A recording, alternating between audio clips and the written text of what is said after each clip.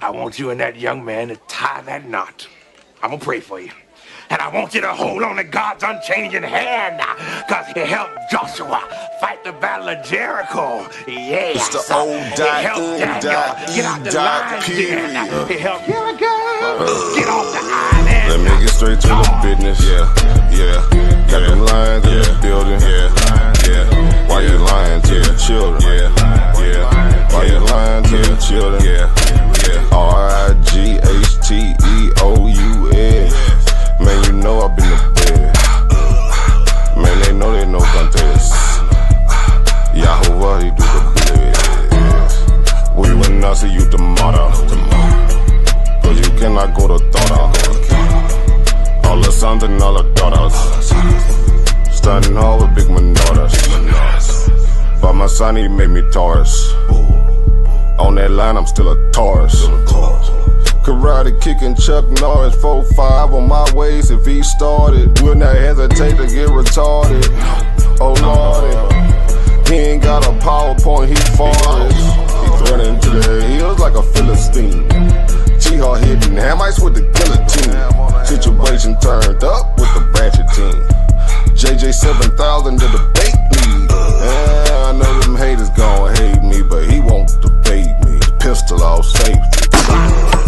He respond, come wake me. If I don't get up, nigga shake me. If he don't show up, then he fake G. I touch down and make these nigga nuts hate me. Dear brother.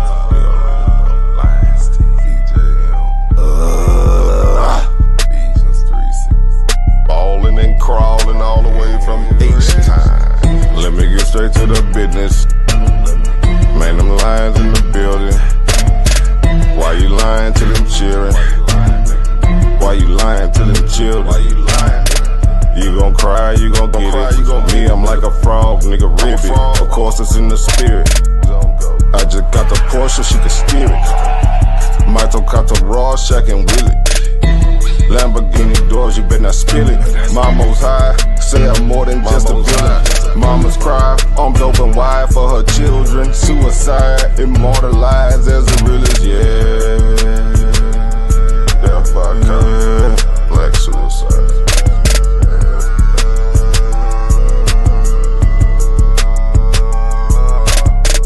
Let me get straight to the business.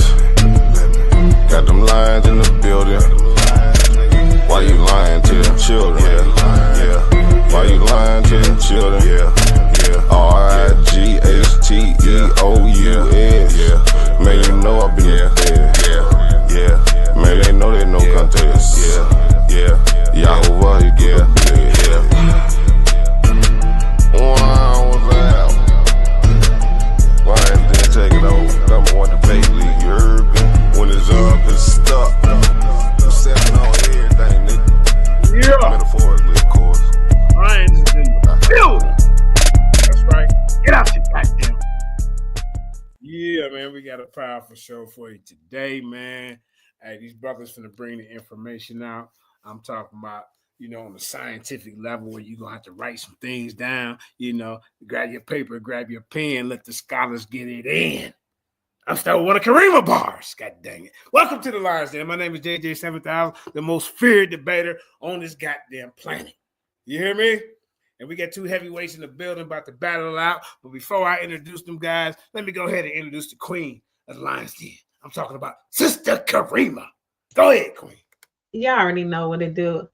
Hopefully, y'all already subscribed to the YouTube channel. If you haven't, you better hurry up and do so and share the information. Hopefully, you enjoy the information that's being presented tonight, and hopefully, you want to get on the panel too and get this information out and get promoted. But thanks for tuning in. That's right. Don't be, little chatty patty, all in the chat. If some of y'all out there running your mouth, you need to get up here on this stage. Hey, if you got the courage, to start a little fortitude to get up here, I'll promote you. I'll share every group we got, every back chat, every friend on my friend list. We're going to make flyers for you. We're going to get your name out there. We're not gonna try to keep you in a fishbowl like some of these little up and coming upstarts trying to do and get you in a 360 Slade debate $50 contract. When I say don't debate, don't go over there and don't fool with that damn 7,000. That's right. I got the evidence. That's what they're doing. But you ain't stopping nothing. So let's go ahead and get to the meat and potatoes of this demonstration, man. The appetizer's already been served. You hear me, ladies and gentlemen? Hit that like, share, subscribe, man. We finna get it. We finna get it in.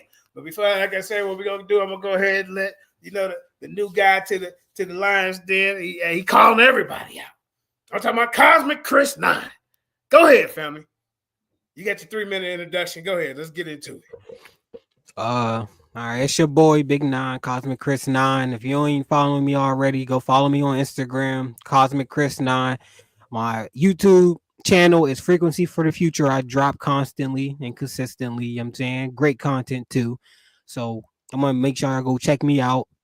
Tonight I'm gonna be debating who is or what is the closest thing to God.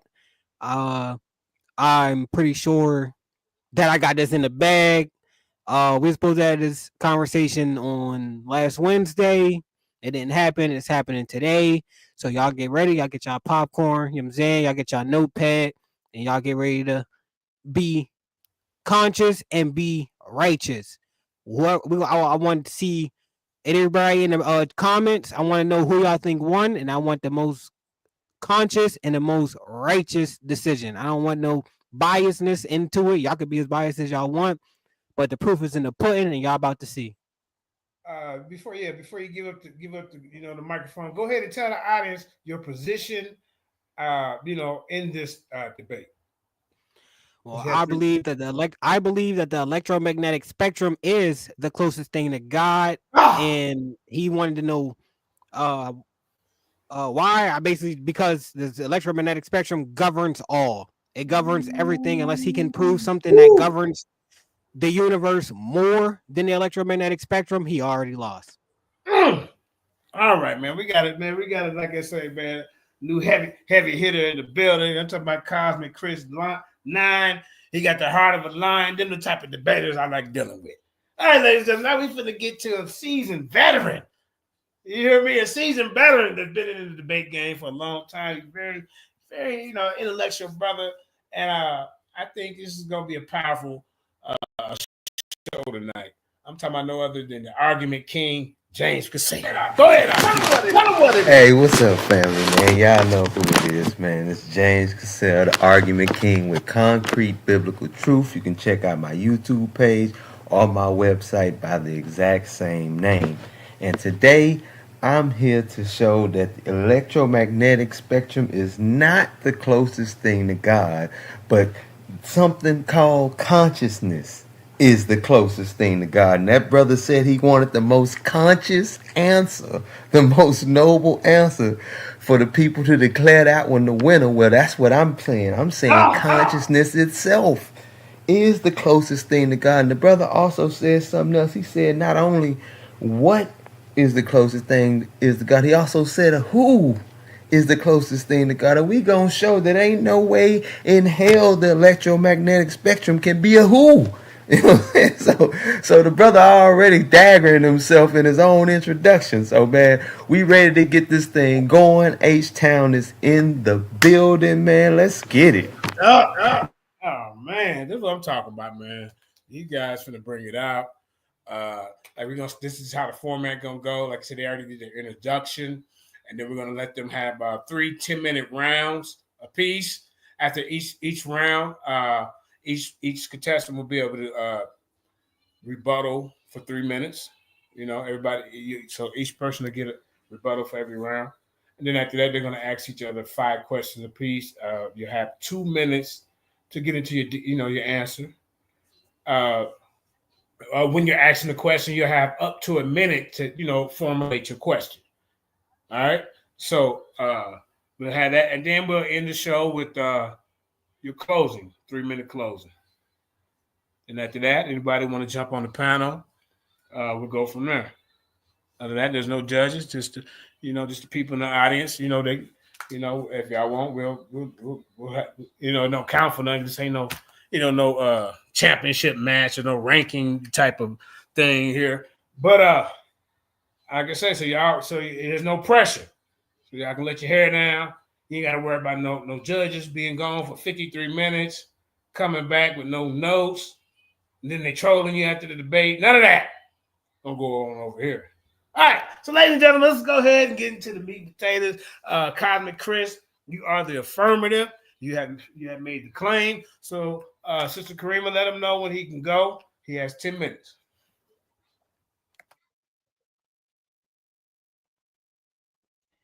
You want to share your screen? Yeah, I'm gonna. Yeah, I got something I want to share because he just said consciousness is God. So I got two screens I want to share. I'm gonna share this one first. Okay. I'm being shared right now. Okay, so when you share your screen, I'm gonna show you the clock, and then I'm gonna tell you the time start. All righty.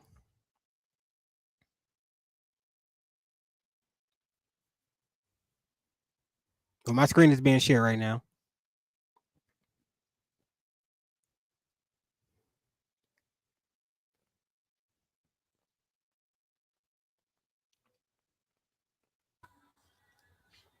It's not sharing yet. Everybody out there, y'all make sure y'all take notes. They go to time. So. All righty.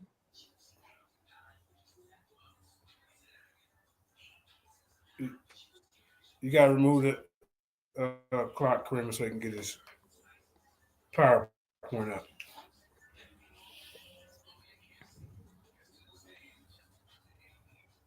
All right, here we go, ladies and gentlemen. Let's get it. Righty. Now, I can see that he started off. This ain't even part of my PowerPoint, but he started off saying consciousness is God. La la la. So, from a quick Google search, would there be consciousness without the electromagnetic spectrum? Right there in blue. No. Consciousness, as we understand it, likely wouldn't exist without the electromagnetic spectrum. So, y'all want me to read the rest? While the electromagnetic spectrum itself doesn't cause consciousness, it's essential for how we experience the world and for the brain's internal processes that gives rise to consciousness. Consciousness is, at least in biological systems, relies on the brain interpreting electromagnetic signals from our senses and internal signals. So without the electromagnetic signals, there would be no consciousness. So no, consciousness as we understand it wouldn't exist without electromagnetic spectrum. Now, let me just get off of that. So let's put that knife in his chest fast. You know what I'm saying? Let's see him get around that. But I'm going to get straight into my PowerPoint. I'm sharing my screen again. When that pulls up.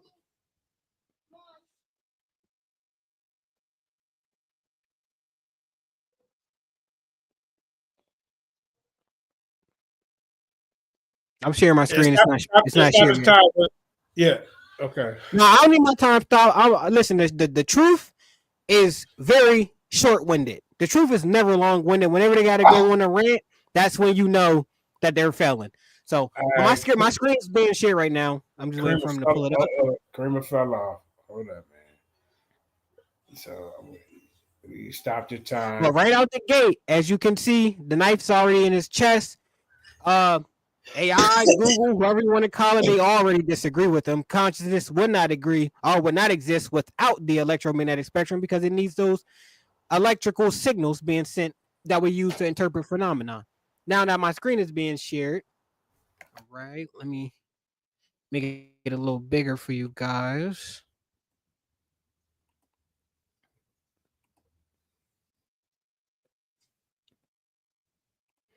All righty.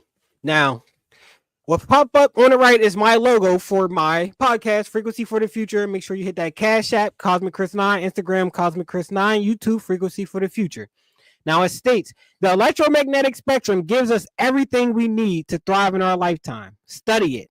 Take full advantage by implementing all its secrets into your daily life to create your heaven on earth. That's something I teach on my podcast. Heaven on earth is something that we can achieve as long as you live your life righteously and you tap into the secrets of the universe. And this is one of the biggest secrets. The electromagnetic spectrum is closest to God. Now, here is just an image conveying you what the electromagnetic spectrum is. It is a wavelength that tightens up as it gets down the spectrum. It starts as radio waves, microwaves, infrared, visible light, ultraviolet light, X-rays, and then gamma rays. Questions he needs to answer, or he lost this debate. Would the world we know exist without the electromagnetic spectrum? Was there aspects of the electromagnetic radiation before the Big Bang?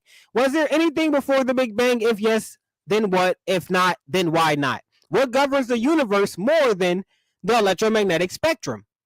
Can the universe exist without a singularity? Is the electromagnetic spectrum in different universes? Can we experience phenomenon without the electromagnetic spectrum? Can animals and plant life survive without the electromagnetic spectrum?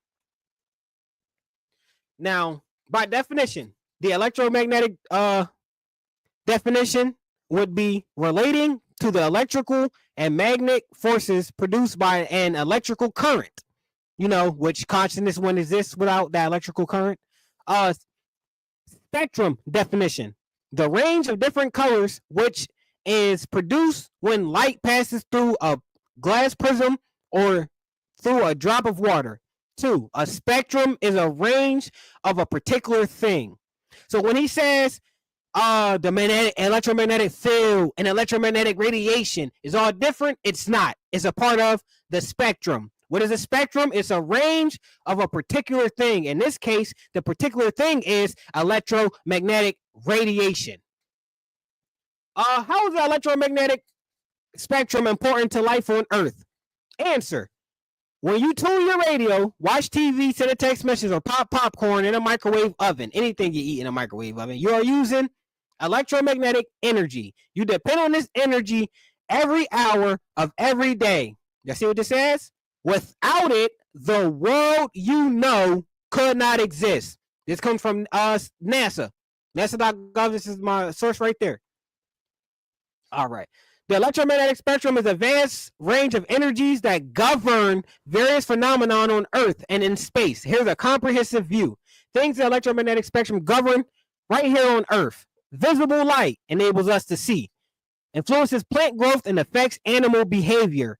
Infrared radiation, heat transfer, thermal imaging, and remote sensing. Ultraviolet radiation affects human skins. Influence atmospheric chemistry and impacts ecosystems. Radio waves, communication technologies such as radio broadcasting, cell phones, we can't live without our cell phone, and satellite communications. Microwaves, cooking, wireless connection, and radar technology. And this is just a quick summary of the things that it governs on Earth. Things the electromagnetic spectrum governs in space. Cosmic microwave backgrounds, the CMB. Residual heat from the Big Bang, providing insight into the universe's origin. Starlight, visible light from stars. Gamma rays, high energy radiation from a supernova, black hole, and other extreme astrological events. X-rays, emitted by hot plasmas such as those found in galaxy clusters or black holes, and radio galaxies. Emissions from galaxies, including our own Milky Way system, which helps us understand galaxy evolution. So it doesn't just affect Earth, it affects and governs the things in space.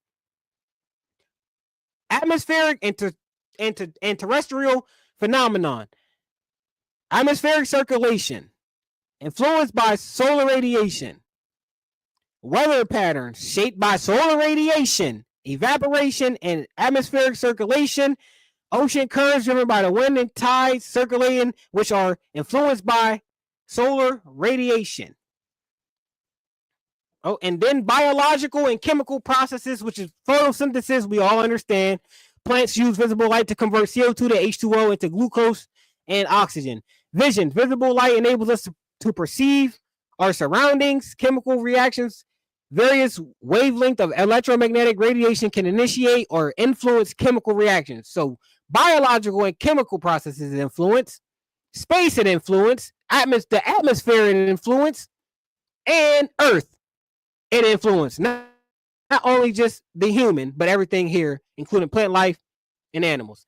God governs all things. The electromagnetic spectrum plays a vital role in governing various phenomena on Earth, in space, and the behavior of atoms and molecules, to the evolution of galaxies and the universe as a whole. The electromagnetic spectrum is essential because it dictates how energy and information travels in the universe, impacting everything from atomic interactions to the evolution of galaxies. Different wavelengths of electromagnetic radiation reveal different aspects of the cosmos, which scientists to study objects, processes, and phenomenon that will otherwise be invisible. So without the electromagnetic spectrum, we can't even, we can, but we can't experience phenomenon how we should. If it wasn't for the electromagnetic spectrum, you would not be getting those electrical signals. Yes, you would still be able to experience certain types of phenomenon, but we would not be able to experience what we experience today, as in sight, touch, smell, and all that good stuff. Phenomenon definition: an observable fact or event. So anything you've ever experienced, anything in your whole life, whether it's getting your hair cut, driving your car, and everything and above, without the electromagnetic spectrum, we would not be able to experience those things in the way that we do today. God can create and destroy all reality. Dr. Chris Manser, a postdoctoral research in astrophysics at the University of Warwick, answers this important question posed by a 12-year-old. What will happen when the sun stops working? The sun is a star, and when a star explodes, it's called a supernova. These types of explosions are very bright and very powerful. They release a lot of dust into space, which is used to make more stars and planets. Our solar system was made using stuff from these explosions. Even humans are made of that stuff. And if the sun suddenly exploded like this, the whole solar system would be destroyed. So God can create and destroy all reality. The sun is ultraviolet radiation. It's the third thing on the spectrum. The sun can create and destroy all reality. And this comes from Warwick University's website. That's a picture of Dr. Chris Manser himself. And up here, this is a note for me. It says if a supernova happens, we have about 8 minutes until life ceases to exist. The sun comes from the electromagnetic spectrum, which is ultraviolet rays. So if God can create and destroy all reality, he has to show what can create and destroy all reality. He has to be able to do both, and the electromagnetic spectrum does both. How much time I got left? You got 3 minutes and 39 seconds. 3 minutes and 39 seconds. I'm gonna leave this Big Bang thing here. So what I'm gonna do is get into this, because the first time we talked, he talked a lot about singularities. The singularity is what started the universe. So can you get infinity without a singularity? Because we have an infinite universe. You know what I'm saying? We have it. As far as the eye can stretch, things are still being made by black holes and wormholes, and we don't even know what's all out here. So can you get infinity without a singularity? Yes, it is possible to encounter infinity in mathematical models which necessarily have a singularity. A singularity is a point where a function becomes undefined and where a model breaks down, while infinity can be a limit or value that increases without bound. Just like the universe, without bound is constantly expanding. Now, we look over here, it's Christopher S. Byard, associate professor at physics at West Texas A&M University. He states, in general, singularities are the non-physical mathematical result of a flawed physical theory. So, and that comes straight from the Texas A&M University website, and the first one comes from Math Stack Exchange. So, the associate professor of physics at West Texas A&M University already did the research and told you that a singularity is the non-physical mathematical result of a flawed physical theory. You know, like that Big Bang theory you were talking about a couple days ago, you know? So it's not me who's saying it. It's the associate professor from Texas A&M University. In general, singularities are the non-physical mathematical result of a flawed physical theory. And I rest my case there. 2 minutes remaining. I yield the rest of my time.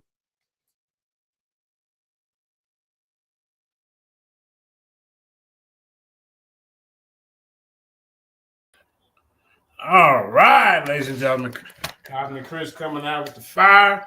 He said, nothing can exist without this electromagnetic spectrum. All right, Jessica, say if you're ready to load up your PowerPoint, go ahead, brother, and then Kareem, I'll let you know when you want to go. Oh, as a matter of fact, you have a 3-minute rebuttal that you want to start off with. Then once your 3 minutes is over, Kareem, I'll let you know, and then you can get into your 10 minutes. You there, James? Oh, yeah, I'm here. I was just waiting for y'all to tell me when I can start. Okay.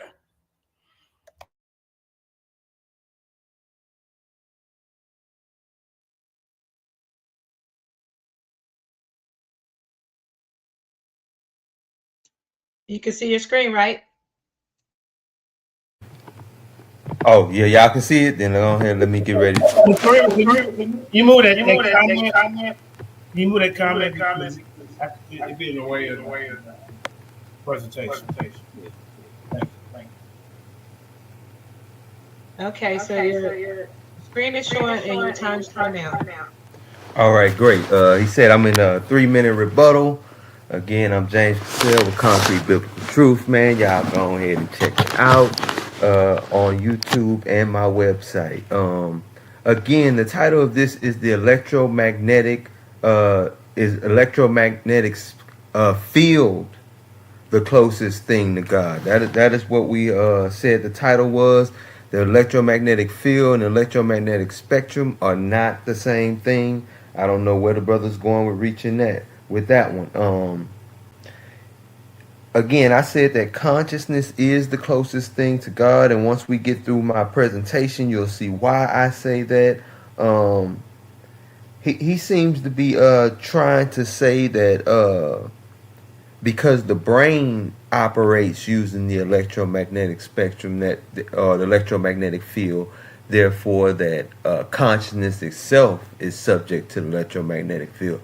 But when we talk about God, we're talking about an unembodied mind that existed before the universe existed. The electromagnetic field, the electromagnetic spectrum, whatever you're talking about is part of the universe, brother. Again, and he said something about what can he say that governs the universe more than the electromagnetic spectrum? Well, the electromagnetic spectrum is just part of how we observe the universe, but what governs the universe is the laws of physics, and they predate the electromagnetic spectrum or the electromagnetic field. So that answered your question there right off the gate and is a dagger to your whole point of view. Again, the electromagnetic field don't govern all things. The laws of physics do in the material world. He admits that there's some experiences that we can have that fall outside of the electromagnetic spectrum that he was speaking about, which again isn't the same thing as an electromagnetic field, which is what he said is the closest thing to God. But he admits already that there are things that fall outside of it. So, I mean, you got gravity, to name one, that falls outside of electromagnetic field or the electromagnetic forces, just to name one. And it comes into existence prior to that. So even if we was talking about an order of what's closest to God, an order of existence, gravity is closer than the electromagnetic field is. Let's see if there's anything else I want to go with. Oh, yeah, that math.stack exchange is not a scholarly source, sir. We need you to go and get scholarly sources. What you going to pull out next? Watch Mojo on me? Come on, man. We want to get these academic sources. Also, the infinite you talked about is an infinite moving forward, not an infinite regress of events. So there is a potential infinite, yeah, that exists, but there's no infinite regress of causes. You have to come down to a foundational and first cause. And I'll yield the rest of my time to get into my presentation. Again, the title of this debate is the electromagnetic field the closest thing to God? Why the universe requires a necessary cause, not the electromagnetic field. The purpose of this round is to show why the electromagnetic field, being contingent and physical, cannot be the cause of the universe or anything remotely close to what we mean by God, but a mind is. All right, let's imagine you ask, why is a toy car moving? And someone says, because it is, right? Without giving you a real reason. They're not really giving you an answer. They're just trying to move around. That's the same thing that's going on when he says an electromagnetic field is the closest thing to God. What does he mean by that? Does he mean that it has intentionality? Does it mean it's close to an order of descent or contingent events taking place? What does he mean by that? The only thing he seems to be meaning by it is that it can govern all things that he says, but it doesn't govern all things. That's just a lie. But again, today we'll see why the universe needs a real first cause, not just a force from inside the universe that's supposed to give rise to the universe. Because what God really is the explanation for why anything exists at all whatsoever. That's what God is. And the electromagnetic field is nowhere near close to explaining why anything at all exists whatsoever. Again, I'm using my basic argument that I personally formulated, a 5-step argument. I will use that anytime I'm talking about what God is to me. Is an accumulative argument that represents argument for the existence of God. Right here, we use the principle of sufficient reason. That everything must have a reason or explanation for why it exists, why it is what it is, rather than otherwise. This is a fundamental idea in philosophy and metaphysics, right? Key forms of it is for everything that exists. Everything that exists must have a reason it exists in itself, making it necessary. Like what we say, God has necessary existence. His reason for why he exists is in and of itself, self-existence, or something contingent, something that's created, something that begins to exist, like the universe and the different things that are within the universe, like the electromagnetic field and the electromagnetic spectrum. For events like the Big Bang we're talking about, every event must have a cause. For truths, anything we say true must have a reason it's true, right? So my first point, using the principle of sufficient reason, here's my claim. Contingent things like the electromagnetic field need an external explanation. The universe, like the electromagnetic field, is contingent. It requires a cause beyond itself. So again, if we're saying God is the reason why anything exists at all, then if the electromagnetic field is supposed to be the closest thing to God, it should be able to explain why the whole universe exists or give rise to it, and it cannot. If a contingent fact has an explanation and the collection of all contingent facts itself exists, like the universe and the electromagnetic field being one of the contingent facts within the universe, then that collection also must have an explanation. This is from Alexander Proust. He's at the University of Baylor. This is the principle of sufficient reason, Cambridge University Press, page 40.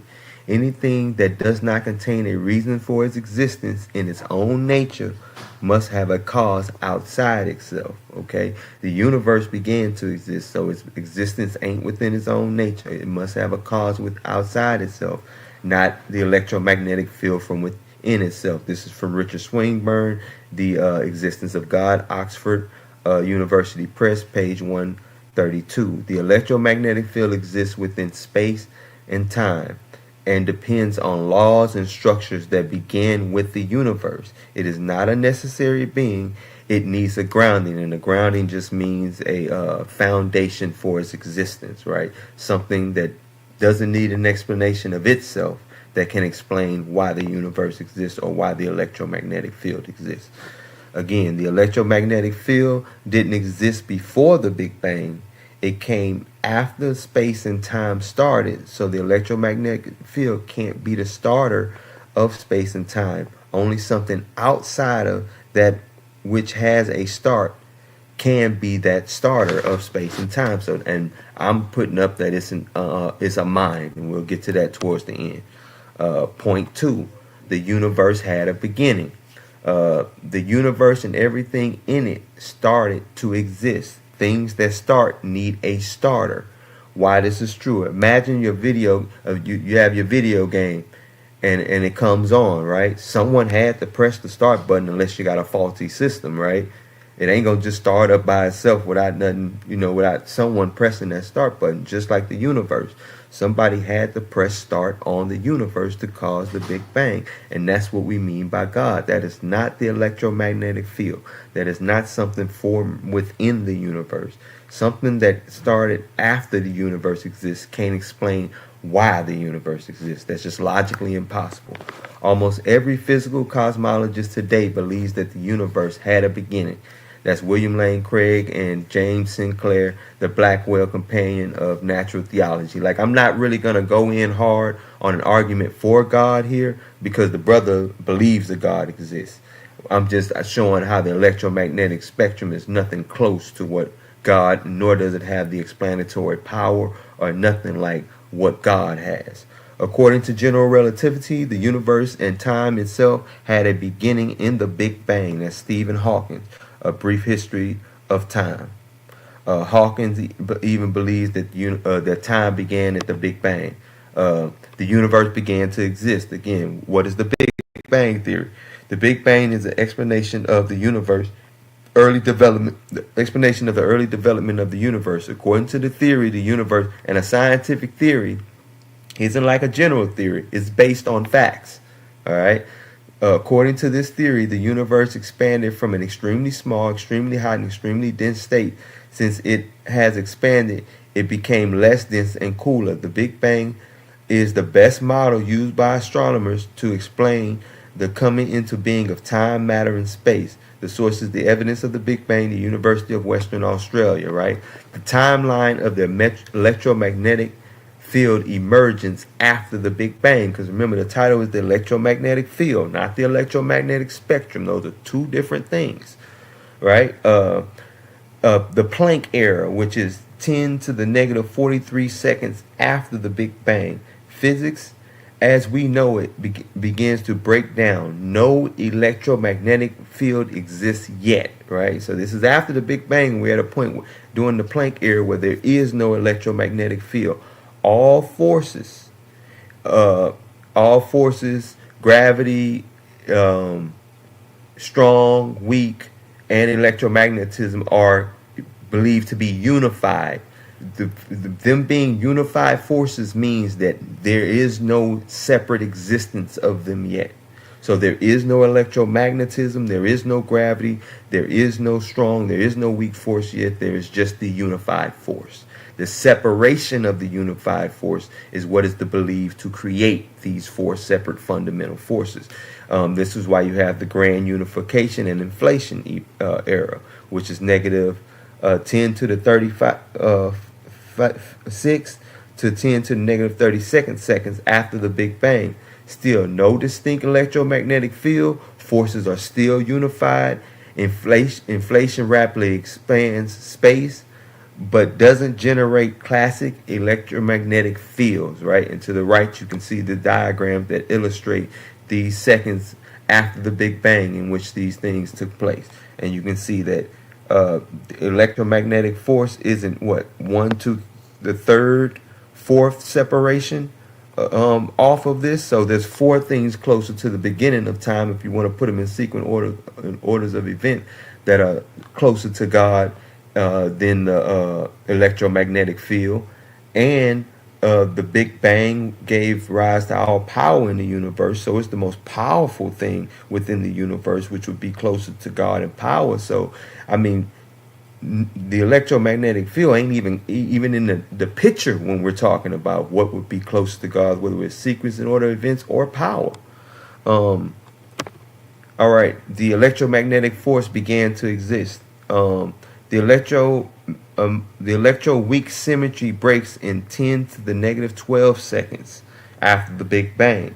An electromagnetic force separates from the weak force. This is the origin of the electromagnetic field as a distinct force governed by Maxwell equations. So this is the origin of the electromagnetic field here.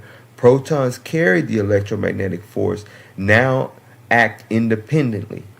This is the first moment we can speak of the electromagnetic fields as we understand them, right? So this is like 370,000 years after the Big Bang. You know what I'm saying?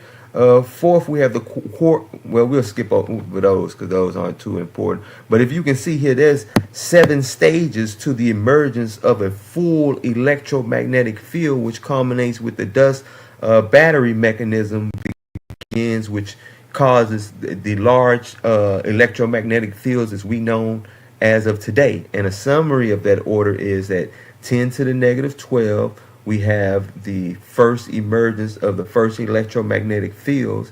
10 to the negative 6, we have charged particles which begin to generate fluctuating electromagnetic fields. And then about 100 million years after that, you have your first stars form, which enable what's known as the dust battery or the dust battery mechanism, which then causes the large-scale electromagnetic field we know of today. And this is from cosmological magnetic field, and a fossil of density perpetuates in the early universe. These was done by Japanese scientists in 2024, if I'm not mistaken. And my third point in my first round is the necessity of a first cause. He was trying to get around it just a minute ago by showing potential infinite moving forward, but he didn't show that it was impossible to have an infinite regress moving backwards. And my claim is that an infinite regress of causes leads nowhere. We need a necessary...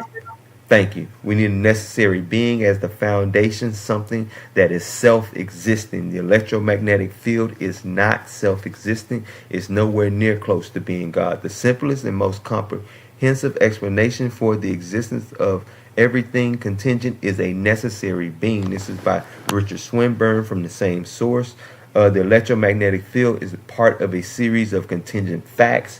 It is not self-existence. The first cause must be something deeper, timeless, and necessary. This is pretty much the same thing. Again, the second claim: if you keep asking the why question forever, you never come to a real answer. You have to eventually get a question that stops it. That's what we mean by first cause. So in summary, I'll just say that the electromagnetic field is not eternal, not independent. It ain't necessary. It is a feature of the universe, not its cause. And the only thing that can ground all contingent reality is something necessary, like a timeless, immaterial personal mind. That is the rational conclusion and what we mean when we speak of God. All right, and I'm done with my round one there. All right, these brothers bringing that information. The brother James Cassel said, "No, something outside of it." You see what I'm saying? That, he said that it came a little Johnny come lately. 10 point, I think he said 10.5 milliseconds after the Big Bang. I don't know how my calculation is off a little bit, but hey. These brothers is battling. Both of them making good points. So we're going to go ahead and let Cosmic Chris 9 do his 3-minute rebuttal, and then you can flow into your 10 minutes. Go ahead, Aki. Righty. Now, I don't know if y'all noticed, but he bleeding. He bleeding bad. And I don't know if he's going to recover. He might just bleed out, y'all. Now, he said a couple of things. He said that something about gravity is... We need that more than electromagnetic spectrum. But first, let me get to. He said the electromagnetic field is not a part of the spectrum. I showed y'all the definition of spectrum. I showed y'all that it means a range of things of the same, basically the same thing. I'm gonna show the screen again, but right now, let me just cook him straight on that. He's bleeding bad, y'all. He's bleeding bad. So I'm sharing my screen right now.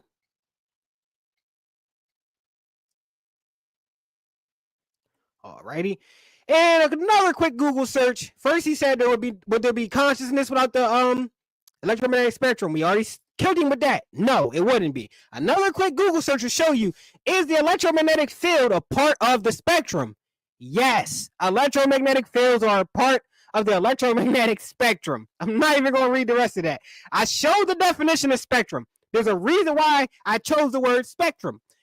It's a range. It's a range of radiation. He cannot get past that. So, like Google just said, yes, electromagnetic fields are a part of the electromagnetic spectrum. Cook him on that. Let's go down the list. He said, He said, let's see, the electromagnetic field governs all. He says it needs something that doesn't govern all is not the electromagnetic field. This is crazy. I can't even, like, this is really crazy. So I'm gonna share my PowerPoint one more time because he said it doesn't govern all and it's not necessary. Alrighty. When we get back to the screen that I already showed, it says you depend on on this energy every hour of every day. Without it, the world you know could not exist. Sounds necessary to me. Now, when we get down to the end, so I'm gonna just cook him right now. We're gonna kill him right now, y'all. This, I mean, let me make it bigger for y'all. Alrighty. Was the strong and weak nuclear forces before the Big Bang? He agrees. They all came after. The Planck era is prior to 10 I wouldn't say, I'd say 10-43, which is like a couple seconds before, or a couple seconds right after the Big Bang. So prior to negative 43 after the Big Bang, when we believe that the four basic forces of nature, gravity, the strong nuclear force, and weak nuclear force were combined into a single super force. That's after the Big Bang. Was there gravity before the Big Bang? As he stated, no, there wasn't. It came after the Big Bang, right?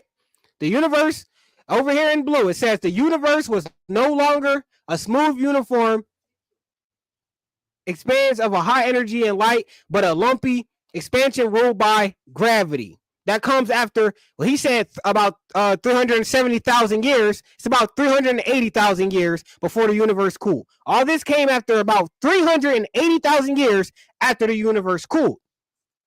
Now, when we get to the electromagnetic spectrum, because don't forget, it's the spectrum, so it deals with everything that is in that range, including electromagnetic radiation.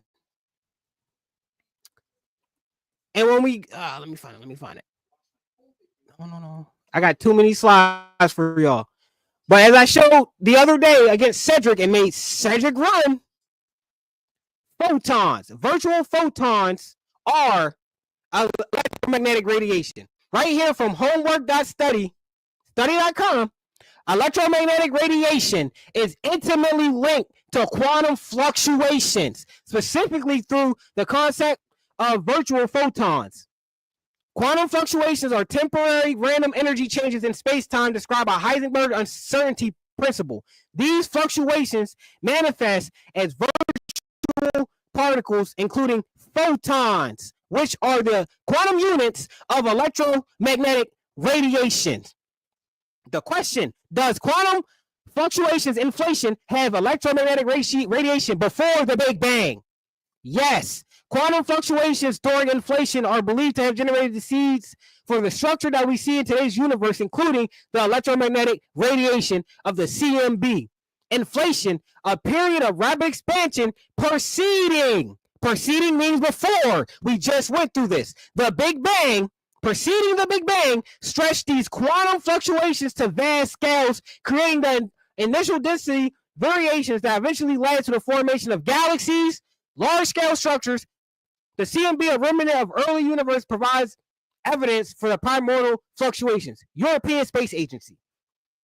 To dumb it down for people like Cedric and people like James, before the Big Bang, preceding the Big Bang, there were quantum fluctuations that had photons, which are the quantum units of electromagnetic radiation. So before the Big Bang, there was electromagnetic radiation in the form of photons. So he cannot get around that. There wasn't no gravity before the Big Bang. There wasn't no weak and strong force before the Big Bang, but there was electromagnetic radiation in the form of photons before the Big Bang. European Space Agency and study.com. Now, I want to get straight and I want to yield the rest of my rebuttal to my PowerPoint. All right, go ahead, family. All right. Before the Big Bang, I'll get right to it. The Big Bang Theory. Yeah. The basics of the theory are fairly simple. In short, the Big Bang hypothesis states that all the current and past matter in the universe came into existence at the same time, roughly 13.8 billion years ago. At this time, all matter was compacted into a very small ball in infinite density and intense heat called a singular universe as we know it began. While this is not the only theory, said what?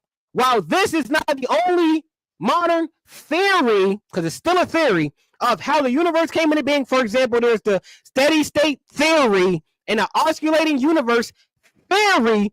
It is most widely accepted and popular by people like James.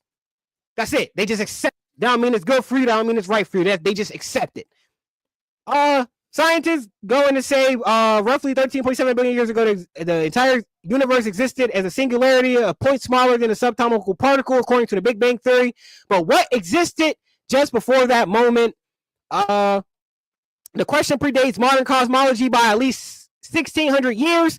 4th century theologian St. Augustine wrestled with the question of what existed before God created the universe. He concluded that the biblical phrase "in the beginning" implied that God had made nothing previously. Moreover, Augustine argued that time and the universe had been created simultaneously. According to Albert Einstein's theory of relativity, time only came into being as the primordial singularity expanded toward its current size and shape. However, this is one cosmological quandary that won't stay dead. The advent of quantum physics and a host of new theories resurrected questions about the Big Bang universe. So it ain't just me questioning it. They've been questioning this. Let's get back to it. Can you get infinity without a singularity? In general, singularities are the non-physical mathematical result of a flawed physical theory. Christopher Bayard, associate professor of physics, West Texas A&M. Before the Big Bang, some astrophysicists speculate that our universe is the offspring of another older universe. This story, they believe, is written in the cosmic microwave background. Astronomers first observed the CMB in 1965, and they quickly created problems for the Big Bang theory. These problems were addressed for a while in 1981 with the inflation theory, which entails an extremely rapid expansion of the universe in its first moments. This theory accounts for temperature and density fluctuations in the CMB, but dictate that those fluctuations should be uniform. However, recent mapping efforts suggest that the universe is lopsided, with more fluctuations in some areas than in others. Some cosmologists see this observation as supporting evidence that our universe bubbled off from a parent universe, according to the California Institute of Technology researcher Adriana Enrique. From Science, How Stuff Works. Before the Big Bang, and these are just basically other theories, because the Big Bang is just a theory. They have competing theories. It says other models revolve around the Big Bang singularity itself. If you think of black hole as cosmic trash compactors, they stand as prime candidates for all the primordial compression or expanding universe could theoretically be the white hole from a black hole in another universe. The white hole is a hypothesis body that acts in the opposite manner of a black hole, giving off energy and matter rather than sucking it in. Some scientists propose that our universe may have been born inside of a black hole, and every black hole in our universe could be contained separate universes as well. Science, How Stuff Works. Now, like I said, these are just competing theories. I'm not saying that they're fact. I'm not saying that that's what it is. I'm just saying that there's competing theories against the Big Bang. Now, this is what I teach. Before the Big Bang, y'all see that Grim Reaper? Y'all see that tombstone? That knife's all the way in him. He's bleeding out. If y'all don't attend to the wound, if he can't attend to the wound, he's going to bleed out. Before the Big Bang, the university likely underwent a period of extremely rapid expansion called inflation. Inflation is just a time where the universe started to expand. driven by quantum fluctuations. These fluctuations, which were initially minuscule, were amplified during inflation, eventually leading to the formation of large-scale structures like stars and galaxies. The expansion stretched these quantum fluctuations across the universe, creating density variations that became the seed of the cosmic structure. Harvard University. Quantum field theory tells us that even in a vacuum, like before the Big Bang, when it was just nothing, quantum field theory tells us that even a vacuum supposedly corresponding to empty space-time is full of physical activity in the form of energy fluctuations. These fluctuations can give rise to particles popping out only to be disappeared shortly after. They may sound like a mathematical quirk rather than real physics, but such particles have been spotted in countless experiments. Ain't a theory. They had countless experiments. The space-time vacuum state is seething that with particles, constantly being created and destroyed apparently out of nothing. But all this reality tells us is that the quantum vacuum is, despite its name, a something rather than a nothing. I just read to you guys that in that quantum vacuum, they had virtual photons, which are electromagnetic radiation, before the Big Bang. So, come on, bro. Pour that knife out you, bro. Physicist and mathematician Brian Cox debunks the Big Bang Theory. While scientists have since focused on the Big Bang Theory to explain our existence, like James, Professor Cox theorizes that there was a time before the Big Bang in which the universe existed. Before the time, he says there was no matter at all, but simply space-time and the ocean of energy, almost still but gently rippling. The space had no structure, but soon as processes known as inflation caused an unimaginably violent expansion in which things began to buzz. In what he described as the science creation story, Professor Cox explained in the beginning there was an ocean of energy that drove a rapid expansion of space known as inflation. These were ripples in the ocean. As inflation ended, the ocean of energy was converted into matter by the Big Bang, and the matter of the ripples were imprinted into our universe as regions of slightly different density in hydrogen and helium gas that formed shortly after the Big Bang. The designer regions of gas collapsed to form the first stars in the first galaxies, and 9 billion years later, a new star formed in the Milky Way galaxy, the Sun. The star was joined by 8 planets, including Earth, and nearly 13,800 billion years ago, or billion years after it all began, we emerged, blinking into the light. I had a picture of Brian Cox next to a goat because that's what he is, but for some reason the picture is not showing up. Quantum fluctuations. Question: does quantum fluctuations have electromagnetic radiation before the Big Bang? I just went into this. I don't have to do it again. But as you can see, it says virtual particles, including photons, which are the quantum units of electromagnetic radiation. You said 2 minutes? Yeah, 2 minutes remaining. Alrighty.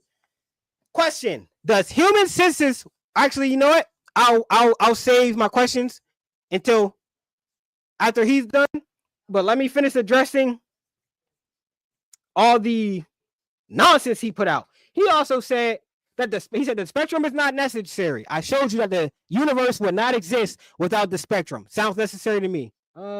He said this. The spectrum can explain why the universe was created. Yes, it does. I got a slide for it. I'll get to it, but it is. I'll tell you now. It's to collect data. The universe is a big computer. All it's doing, just like our DNA, is collecting data. So for 13 billion years, the universe has just been collecting data and experiences and just collecting them. And that's not just here. That's all over any universe that you find with planets and anywhere.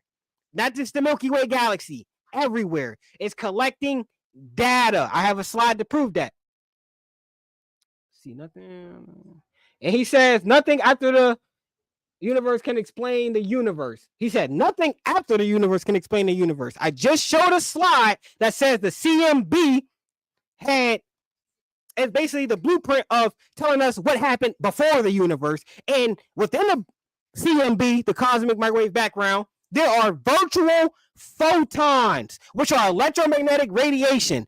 Since the electromagnetic spectrum, by definition, has a range of different things in it, which is the electromagnetic field, which is electromagnetic radiation, wherever you want to go with it. It fits in the spectrum by definition.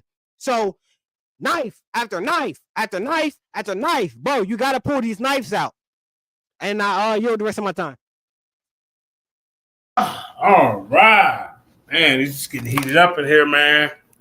The brothers is battling. Brother James, let me know when you're ready for your 3-minute rebuttal. And then get the screen up there already, so we go into it. However you want to do it, let us know. Okay, I'm gonna start on my 3-minute rebuttal now because I'm gonna use his own favorite weapon against him because all he did was do quick Google AI searches, and I'm gonna show that he don't even do them well enough to put his presentation together, right? Dude, sit here and you start now? Yeah, I'm starting now. Yeah. Let him know when he go.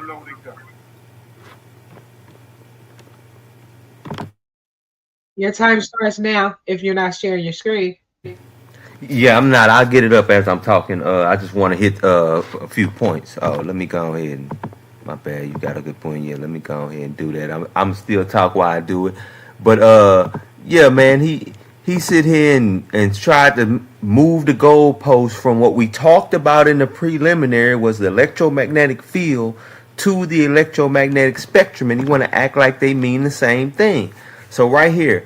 The term electromagnetic spectrum refers to the full range of the electromagnetic radiation, including everything from radio waves to gamma rays, while electromagnetic field is a broader concept encompassing the electric and magnetic fields associated with these waves as well as static field. In essence, electromagnetic fields are the fundamental components that make up the various types of electromagnetic radiation that are grouped together within the electromagnetic spectrum. So what he's doing is he's conflating two different things and trying to make them the exact same thing in order to move the goalposts. I wouldn't argue that the electromagnetic spectrum wasn't involved in quantum fluctuations, but they still happen within space and time. Quantum fluctuations happen, as he said in his own presentation, within space-time. That's within space and time. God exists outside of space and time. That's my whole argument. Then he tried to argue as if the electromagnetic field or spectrum governs all things, but both of them are governed by the laws of physics. Yes, the behavior of the electromagnetic field is governed by the fundamental laws of physics, most notably the Maxwell equations, which I'll have in my presentation coming up here soon. Dude is just taking all types of stuff outside of the context in which the scholars are speaking about it and trying to feed y'all misrepresentations of science. And that's why he keeps saying it's a theory, because he ain't really studied it. That's why. I got videos dating back 7 years ago talking about this stuff. Yes. Quantum fluctuations are understood to be a fundamental aspect of space-time, meaning they occur within both time and space. God is something that exists outside of time and space. It is not a mechanism within time and space. All right, I'm going to go ahead and let me see. Anything to go into other than that. Yeah, quantum fluctuations happen within time. Yeah, I think... Also, the dude seems to not understand that all of these are processes within what we call the Big Bang, even the quantum fluctuations. This is how the Big Bang emerges, and the inflation itself is the bang, brother. Just so you know, you keep acting as if these things are happening before the Big Bang. No, they are the Big Bang. That's the difference. And by necessary, we do not mean necessary for things to exist within the universe. I explain it very clearly. What we mean by something necessary is something whose explanation is in and of itself. Something that exists pretty much to say eternally is necessary, not a contingent part of reality that began to exist. That cannot be necessary in that sense. It can be necessary in a functional sense as it relates to things within the universe, but it's not a necessary existence. Necessary existence has to be eternal. The electromagnetic field or spectrum are not eternal. They happen within time and space within the universe. Okay, and I yield the rest of my time there to get into my presentation. All right, is the electromagnetic field, which was what we talked about, the closest thing to God, round 2. A quick summary of round 1. Everything that depends on something else needs a reason. The universe had a beginning. Something must have started the universe. And to stop the endless why game, right, of asking, oh, why was this, why is this, you have to come to a first cause that doesn't depend on anything else. And the electromagnetic field nor the spectrum are the first cause. The electromagnetic field answers none of these. It's inside the universe, which means inside of time and space, which includes quantum fluctuations, not outside. And the only thing that fits all three is a necessary, timeless, personal, quantum phenomenon. Fluctuations do not have intentionality. Only people have intentionality, which I will get into later in my presentation. And that timeless, necessary mind is what we mean by God. We both agree that a God exists, but I guess this brother thinks the electromagnetic field is that God. The universe is fine-tuned by a mind, not an electromagnetic field or spectrum, right? The goal here is to show that the universe precise settings demand a designer and explain why the electromagnetic field nor spectrum can be that designer, right? Picture a radio, right? You got to have that radio sync right to the right notch in order to get that music to come out crystal clear like it's supposed to, right? This might be some of the younger cats might not be able to connect with, but us old school, we know about tuning that radio. You get nothing but static, right? If you don't have it right perfectly on that right knob, right? Today we'll see why the universe is tuned just right, and why the tuning comes from a mind, not an electromagnetic field or spectrum, right? Because it don't have any intentionality, like I said. And I'm going to bring this into kitty terms, right? I put up the kid talk because I want to put this in real kid terms so maybe it can get through to the brother, right? Tiny changes to the universe's dials, right, would make life impossible. That's pretty much saying that if you change any of them cosmological constants that are within the universe, there would not be a life-permitting universe at all. We would have some type of universe that does not permit life as we know it. Why it's true. Like, imagine baking cookies, right? If you add 1 tablespoon too much of salt, you're going to get a salty taste, right? The universe's recipe is even more sensitive than that, right? Even if you tweak gravity or the strength of electromagnetism by a hair, stars and planets wouldn't even form and the universe couldn't exist, right? And in order to have that type of fine tuning to where the dials are set like that, you got to have a mind, right? Electromagnetic field only follows what the laws of physics tell it to do. It doesn't make decisions. It doesn't make choices. It doesn't tune things. Only minds do that. Like if you walk in and see a piano tune, a well-tuned piano, you would think a person did it, an agent did it. You wouldn't think that the laws of physics made the quantum fluctuations cause the piano to be tuned. You just wouldn't think that. The remarkable fact is that the values of these constants must lie within an extremely narrow range for any form of life to exist. This is from Luke Barnes, The Fine-Tuning of the Universe for Intelligent Life, and that's an image of him and another book he wrote. The universe is finely tuned for life, right? The electromagnetic field. The electromagnetic field is itself one of these constants that are finely tuned by God. So it can't be God. It can't even be close to God. God finely tuned it, right?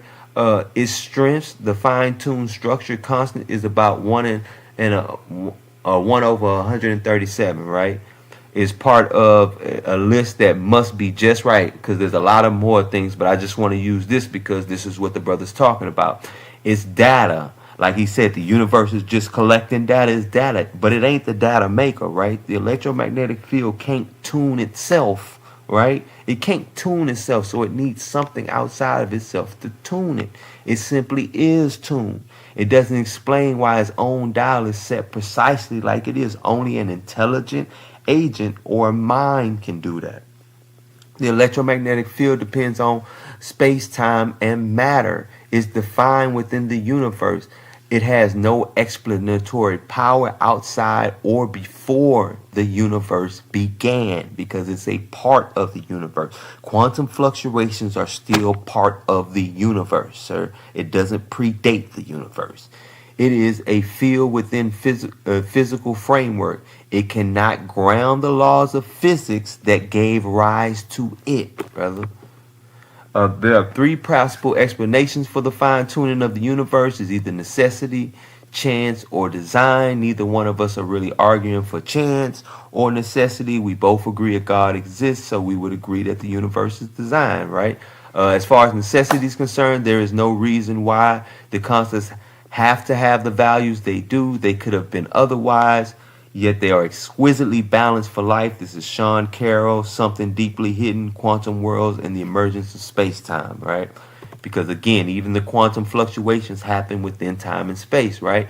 And then we deal with the threshold for absolute impossibility. For absolute impossibility, physicians often use 1 in 10 to the 500 power, which comes from the considerations in string theory and vacuum decay models, which is the quantum fluctuations he's talking about.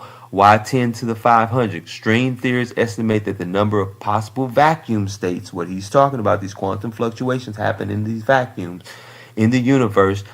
Different ways of fundamental physics could have been structured is around 10 to the 500. This is from Susskind, The Cosmic Landscape.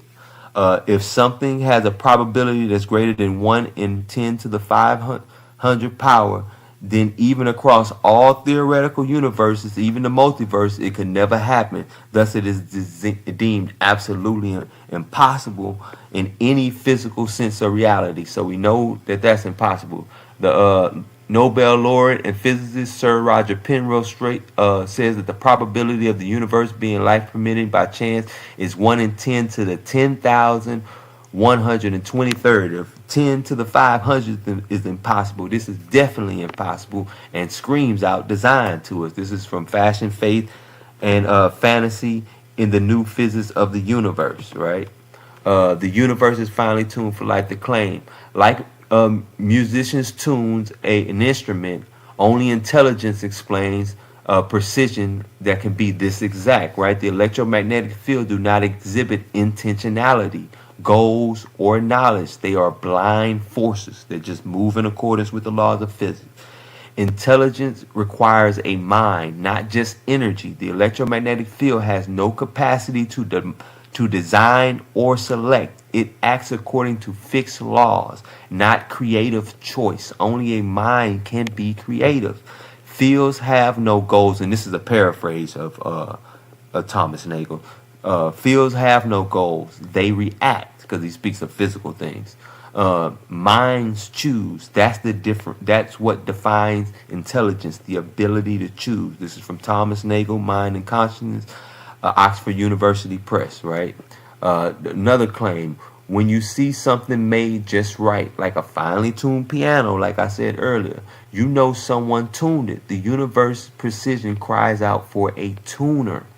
Why this is right: if you walk into a concert hall and see a piano in perfect tune, you don't think the piano tuned itself. Just like you can't think the electromagnetic field or spectrum tuned itself. You have to think a tuner did it. Likewise, the universe's delicate balance points to an intelligent tuner, and that includes the balance of the electromagnetic force. Design is the best explanation for the fine-tuning because it alone accounts for a purposeful arrangement of values. John Leslie, and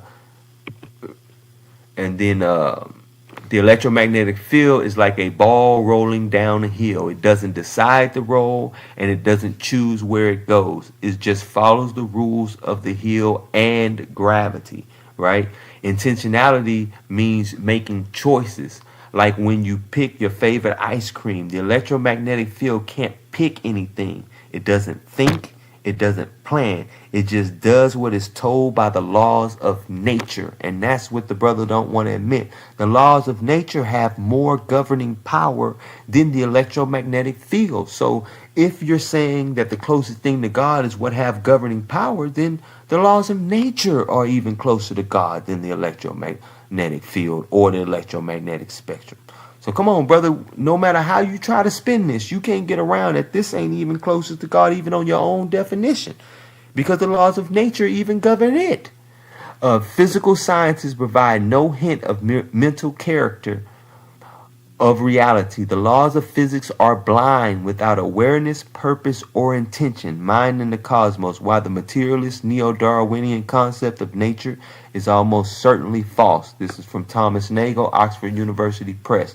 The electromagnetic field doesn't feel, think, or 2 minutes experience. remaining. Thank you. It simply exists and follows rules, the conscious mind, in search for a fundamental theory, Oxford University Press by David Chalmers, and it's a paraphrase, of course.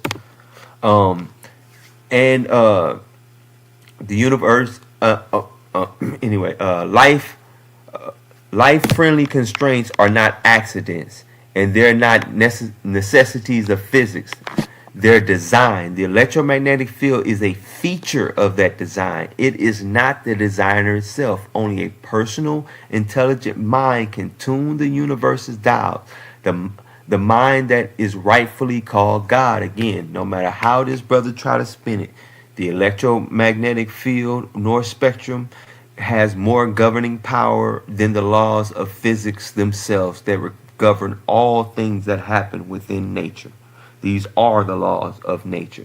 You can't get around that. The electromagnetic field is subject to the laws of nature. Does anyone out here believe that God is subject to the laws of nature? Especially if you are a Christian or a theistic God who believes in a God that does miracles. It's nowhere you can say that God is subject to the laws of nature when miracles break the very laws of nature themselves.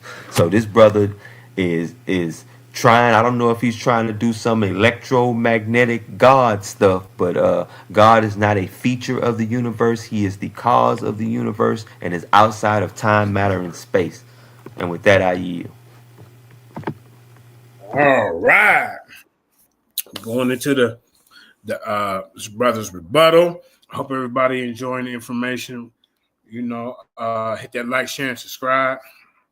Being streamed on JJ7K TV, the Lions Den, and on Facebook. All right, Brother Cosmic, Chris 9, you'll be going into your third round right after your rebuttal.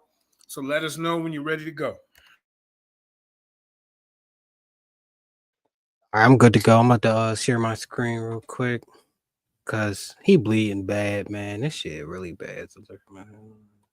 Alrighty, I'm sharing my screen.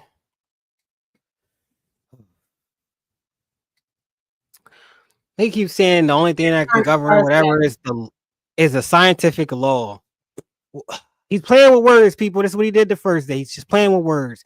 In science, a law is a concise statement that describes a consistent and universal relationship between two or more variables. Cool. You're saying that a statement, a concise statement, is what governs the universe. That's he playing with words, y'all. Don't fall for the okie doke. Like real talk. That was so corny. That was so cheap. And like they said in the comments, the people in the comments things, they said, wouldn't be no nature without the electromagnetic force? And he knows this. Everything he brings up, he obviously didn't search the opposite of it, because there's yin and yang to all of this, and everything I pull up is just disproving what this man is saying. So I'm gonna go ahead and stick that knife deeper in his chest. I'll share my screen one more time.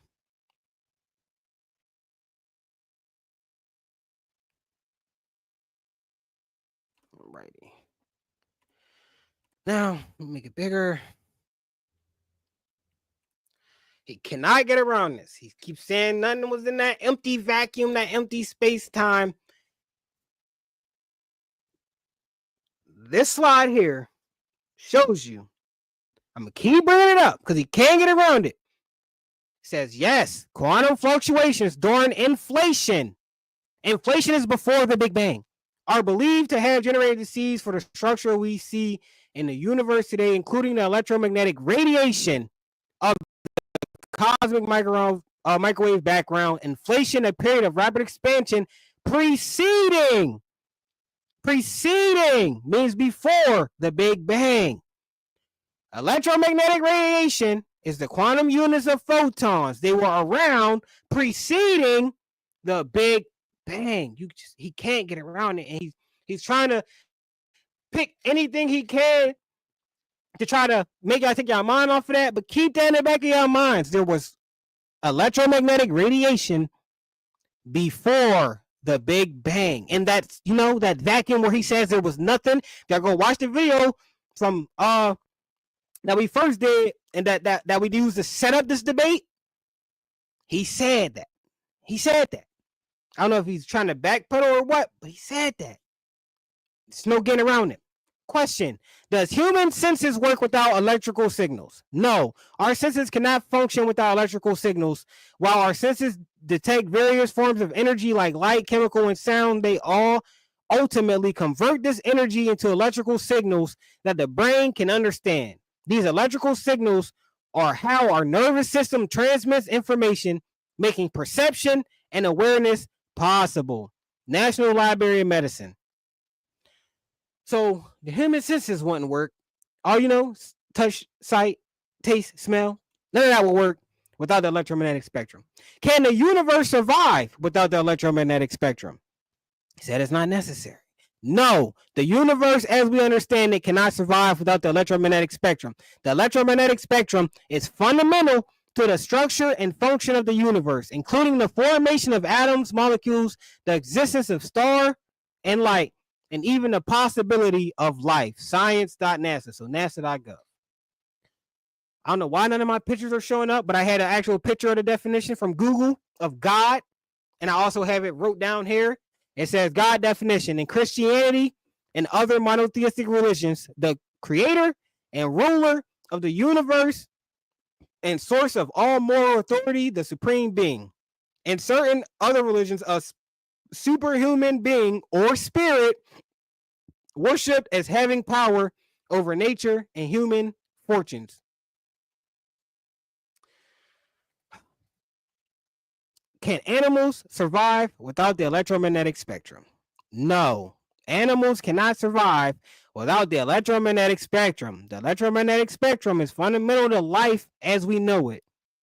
The electromagnetic spectrum is fundamental to life as we know it, providing energy for photosynthesis and allowing for vision and other senses. Animals rely on various forms of electromagnetic radiation, such as visible light, infrared, ultraviolet light, for their survival. Learn Genetics Utah, the Genetic Science Learning Center. So animals need it, plants need it, humans need it, planets need it, space needs it, universes needs it. Oh God. Does the electromagnetic spectrum influence human behavior? It said God is the prime deity over morals, over morality. So let's see what the electromagnetic spectrum influences in human morality or behavior. Answer: while the relationship between the electromagnetic spectrum and human behavior is complex and not fully understood, research suggests that certain aspects of the electromagnetic spectrum, particularly those related to natural and man-made, because we can make shit here and tap into it. That's why my first slide said tap into the secrets of the electromagnetic spectrum. Particularly those related to natural and man-made electromagnetic fields can influence mood, behavior, and even cognitive abilities. However, the evidence for a direct causal link between EMF exposure and specific behavioral changes is limited and still ongoing. From the National Library of Health.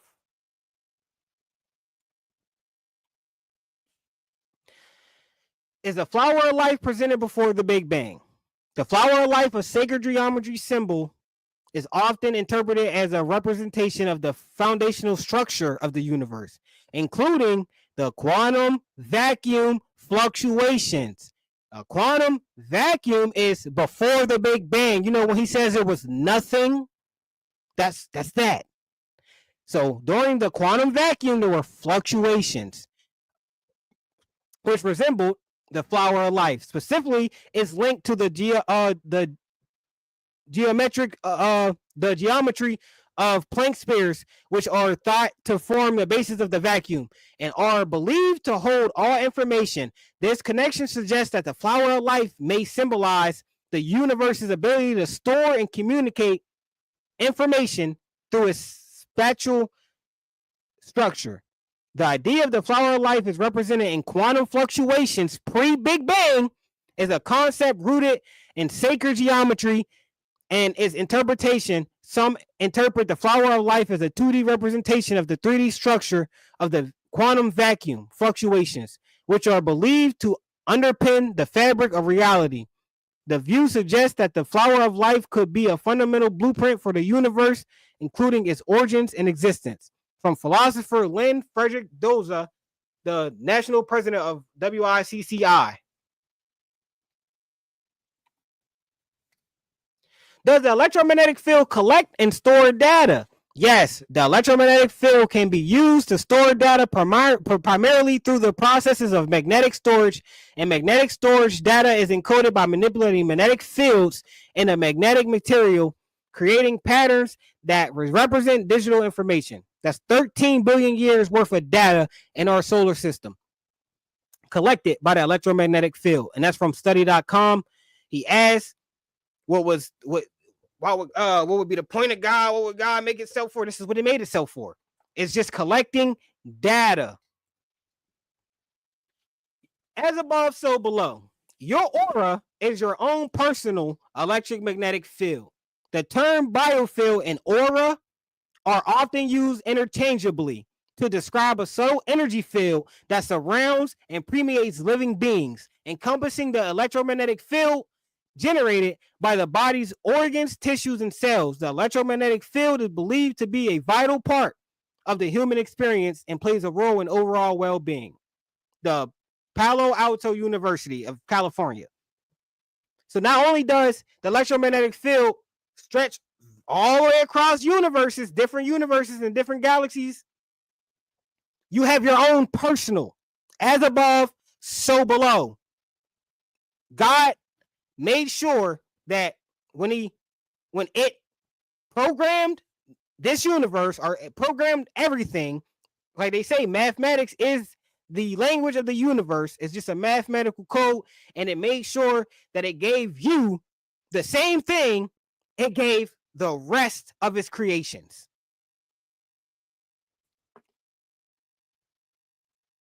Are human thoughts electric? Yes, thoughts are in part generated by electrical activity in the brain. The brain utilizes electrical signals and chemicals reactions to transmit information and generate thoughts. These signals, which are like waves traveling through neurons, from patterns that correspond to our mental processes. MIT School of Engineering. What comes out of a plasmic wormhole? A plasmic wormhole, if it existed, could potentially emit hot plasma at high speeds, possibly even reaching speeds close to the speed of light, says Popular Mechanics. The plasma could form tornadoes within the wormhole's throat and be ejected from the other mouth. Additionally, the plasma could be incredibly hot, potentially reaching temperatures capable of causing nuclear fusion. If you don't know what nuclear fusion is, it's how suns are made. What is the sun? The sun is the third part of the electrical magnetic spectrum. Without the sun, everything disappears. You know what I'm saying? The universe is over. I showed you that already. So, do quantum fluctuations create wormholes? If wormholes create the sun, right? Follow me. Answer, yes. Quantum fluctuations can play a role in the formation and behavior of wormholes, particularly in the context of quantum gravity and quantum entanglement. While a direct creation of wormholes solely by quantum fluctuations is a complex and debated topic, research suggests that quantum fluctuations can stabilize or even create small transitional wormholes. Like I said, the sun is the reason why our universe is even happening. How do we get our sun? We got it from wormholes. How do we get wormholes? We get them from quantum fluctuations, which contain virtual photons, which are electromagnetic radiation. So before the Big Bang, these quantum fluctuations created wormholes, which created suns, which create, you know what I'm saying? The solar system, the universe. So, like I said to him the other day, it seems like he doesn't have discernment. He doesn't do real research. He does holler shit. He doesn't actually go to different sources and then cross-reference them. My whole PowerPoint, I've been showing you legit sources and cross-referencing them. And when you cross-reference them, you come to the conclusion that before the Big Bang, there was electromagnetic radiation, which is a part of the spectrum. It's the whole spectrum, which created wormholes, which created the sun, which created all that you see. So he can say, and he can argue that these quantum fluctuations are not God, which or do not give birth to the universe, but according to journals.org and according to New Scientist, and according to MIT School of Engineering, the universe was created from those electromagnetic radiation photons. Next question: is the electromagnetic spectrum responsible for vitamins? This is from what we talked about the other day. The electromagnetic spectrum is specifically responsible for the production of one vitamin, vitamin D, specifically UVB radiation. A portion of the ultraviolet spectrum triggers the skin to synthesize vitamin D. That's from the FDA, the Food and Drug Administration. What does vitamin D deficiency cause in humans? Vitamin D deficiency can cause a variation of health problems, including bone issue, immune system problems, potentially even an increased risk of certain chronic diseases. In children, it can lead to rickets, while in adults, it can lead to osteomalacia, both of which involve softening of the bones. Additionally, vitamin D deficiency has been linked to fatigue, muscle weakness, increased susceptibility to infections. Vitamin D is essential for the body and used for normal bone development and maintenance. Vitamin D also plays a role in the nervous system, musculoskeletal system, and immune system. You get vitamin D in various ways. You get it from the sun exposure to your skin, through the food you eat, and through nutritional supplements. Despite all these methods to get vitamin D deficiency is common worldwide problem. So he was trying to say that the sun doesn't have any moral authority over the universe, or that there's no moral authority given to the electromagnetic spectrum, when we can see vitamin D causes bone issues. It causes aggression. 2 minutes remaining. Thank you.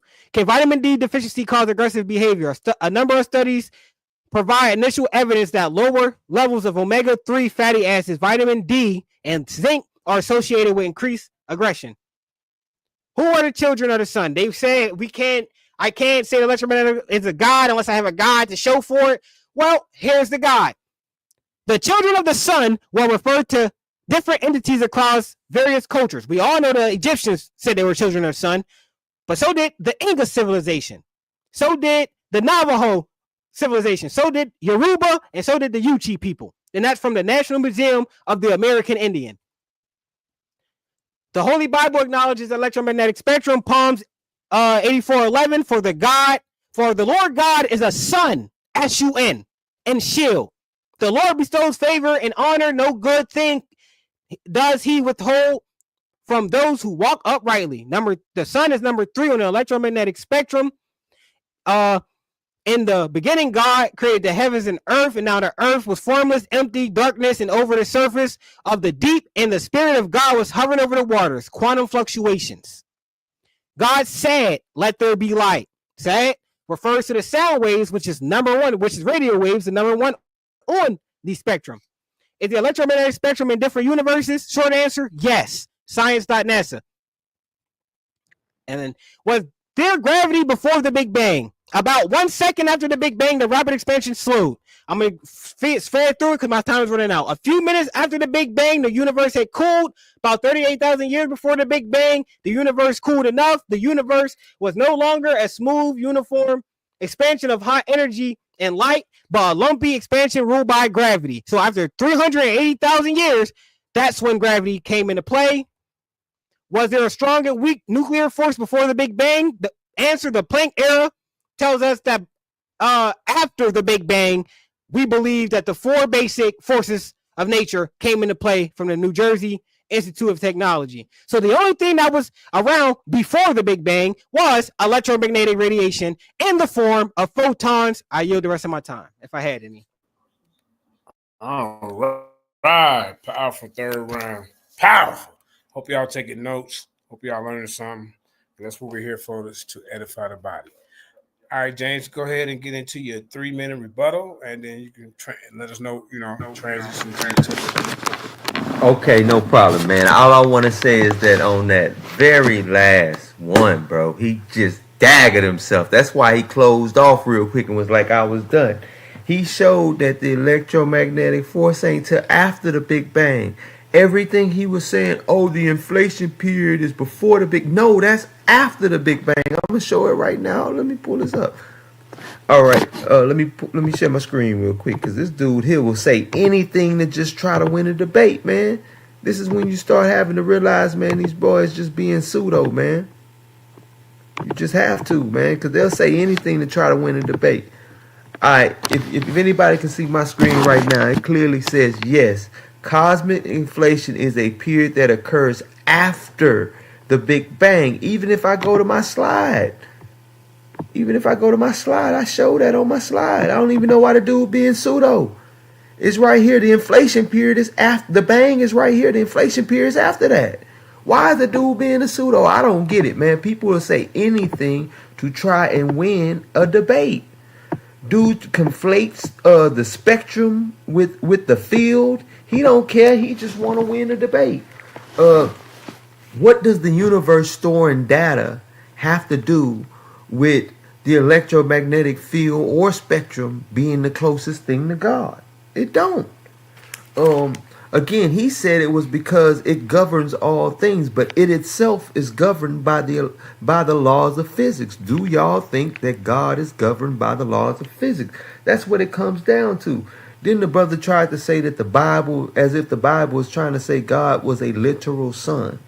That is not true. The Bible doesn't mean that in any way, shape, or form. It just means it gives them shelter and protection. That's all, and provides and gives it its needs. That's it. This debate wasn't about whether the electromagnetic spectrum governs quantum fluctuations, whether the electromagnetic field has, effects and governs things within the universe. No one had any contest. The contestant was, is it the closest thing to God? And you said it's because it governs things. But again, it is governed by the laws of physics. It's no way around that. You said that the quantum fluctuation was over the face of the deep. But you said so much pseudo stuff coming up at the end. You said inflation was before the Big Bang. You said the expansion. Come on, man. You said the expansion. You said that it was suns before the Big Bang. Come on, bro. Like, at some point, people got to realize you're just saying anything. I guess you ran out of time.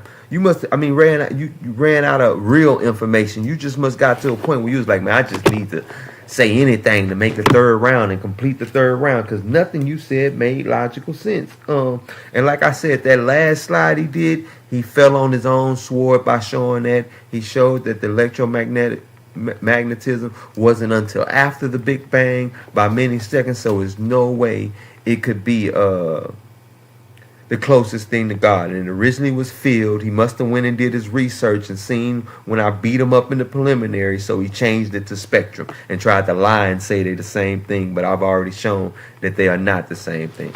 All right, with that done, I'm gonna get into my slides. All right. is the electromagnetic field, and now he's changed it and moved the goalpost to spectrum, the closest thing to God, round 3.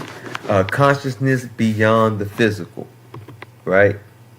The goal here is to show why consciousness can't be explained by physics alone, and why the electromagnetic field can't explain it either. Because what the brother did was try to show that our human minds and our brain, the synapses is firing in our brain, are subject to electromagnetism, or electromagnetism moves our thoughts, through our material mind.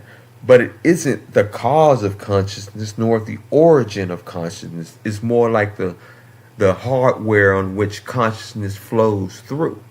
When we talk about God, we're talking about a consciousness that is outside of time, matter, and space. Even its earliest examples, the quantum fluctuations, which I don't contest that they're governed by the electromagnetic spectrum. I would have argued against an electromagnetic field, though, definitely. But I wouldn't argue against the electromagnetic spectrum. But even that right there is within space-time, or within time and space. The vacuum is a literal space, which is within. So it's within time and space. It fluctuates within time. Come on, brother. When we talk about God, we talking about something outside of time, matter, and space. And consciousness itself, not consciousness as it operates on our physical beings, is something that is beyond the physical world, which is time, matter, and space. The hard problem of consciousness. The hard problem of consciousness is a term coined by philosopher David Chalmers to describe the difficulty in explaining the why and how physical processes in the brain give rise to subjective experience, the what it is like aspect of being conscious. Even if we fully understand the brain's mechanics, which is what he's talking about, the firing of the synapses and the electricity flowing through the brain, why do those processes create subjective experience? Like, it's the same reason why we have a hard time creating actual AI robot with sentient minds, because of this hard problem of consciousness. Science can't explain subjective experience because it's built on having to explain things objectively.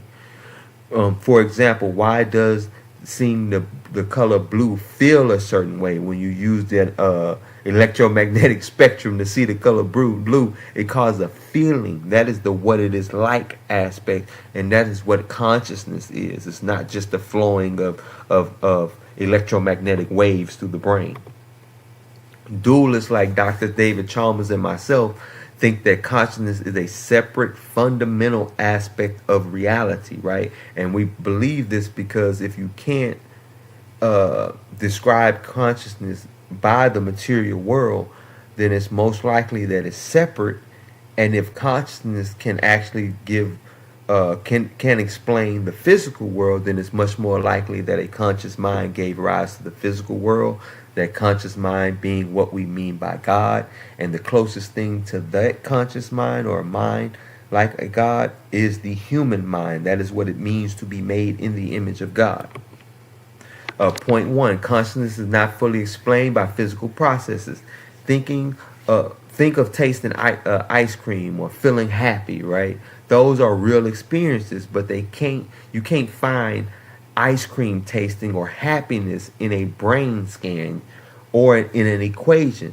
So where do those experiences come from? We believe they come from the consciousness itself, the fundamental consciousness that governs all reality, which is the mind of God, which gave rise to the laws of physics that govern the electromagnetic field and spectrum. The claim: feeling, colors, tastes, and emotions can't be captured just talking about atoms or energy. Why it's true. Imagine reading a recipe for cookies and eating a cookie.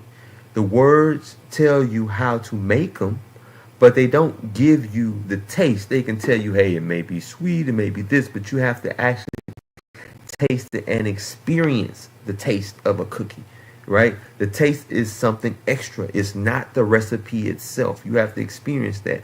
What consciousness is an individual experience. And it must come from what people would like to call the collective consciousness. And that collective consciousness would be God. Consciousness poses the most baffling problems in the science of the mind. It is all too easy to overlook the problem, but it is always there. That's David Chalmers, The Conscious Mind, right? How and why is it that physical processes give rise to rich inner life at all? Again, David Chalmers again. Next claim. Consciousness involves subjective experience that cannot be fully explained by physical processes. Consciousness is a fascinating but elusive phenomenon. It is impossible to specify what it is, what it does, and why it evolved. David Chalmers, The Conscious Mind. While we can study brain activity like the firing of synapses as the brother is talking about, that doesn't explain why that we have subjective experiences, because if it did, again, we would have sentient AI robots running around here right now. The gap is known as the hard problem of consciousness.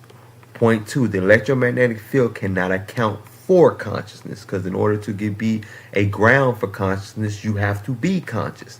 The electromagnetic field itself is not conscious.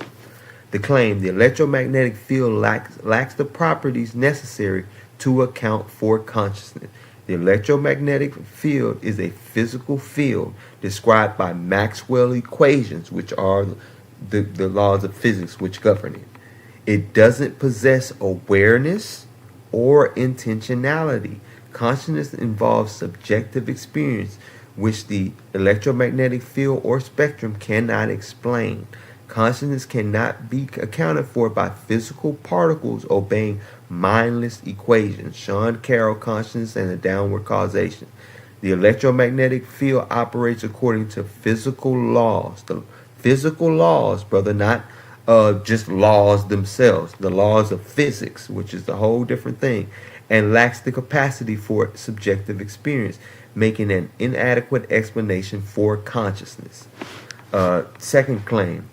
A force field can move things, but it can't feel or know things in the same way electromagnetic field can. Why this is true?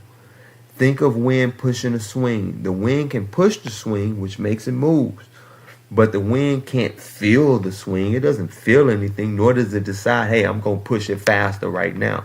No, it's just a natural phenomenon that happened. It doesn't think. It doesn't do anything. It just follows the laws of physics and takes place. An organism has conscious mental states, and these states have a subjective character, like us. We all have subjective character, which would be our personality. There is something it is like to be an organism, like it's something like to be me. It's something like to be my opponent. That is, again, a personality. Thomas Nagel, Mind and Cosmos. Why the materialist neo-Darwin conception of nature is almost certainly false. Oxford University Press. Physical processes by themselves do not seem capable of generating the subjective quality of experience. Galen Strawson. Realistic monism. Why physicalism entails panpsychism, which is another more atheistic philosophy that came up with to answer the hard problem of consciousness, which is to try to say that everything in existence has some degree of consciousness. We have no proof of it. It is just a philosophical theory at this point with scientific undertones. And that's from the Journal of Conscious Studies, Volume 13. The electromagnetic field is like the wind. It moves charged particles, but has no inner viewpoint, know what it is like. It has no personality, right? Only people, minds have personality. Subjective experiences, what it is like, requires something beyond blind physical forces. They point to a mind. So again, I argue that the mind is the closest thing to God, not a blind physical force that can't choose or decide to do anything. John Sear, a philosopher of the mind, states that intentionality is a feature of certain mental states, not mere physical objects or processes. No, and I injected that part. No field or force has beliefs, desires, or goals. The Rediscovery of the Mind, MIT Press. Point 3. Consciousness points to a fundamental mind. First claim. The best explanation for consciousness is a fundamental mind that transcends physical processes. Consciousness is a fundamental aspect of reality that cannot be reduced to purely physical or computational processes. Like the brother was trying to say, the universe and the electromagnetic field is a computer. It's collecting information. Yeah, but consciousness can't be dwindled down to some mere computer or mechanistic aspect of reality. This is again David Chalmers in The Conscious Mind. The universe is not only stranger than we imagine, it is stranger than we can imagine, right? If consciousness cannot be fully explained by physical processes, it suggests that existence of a fundamental mind that underlies, which means is the foundation of all of reality that exists.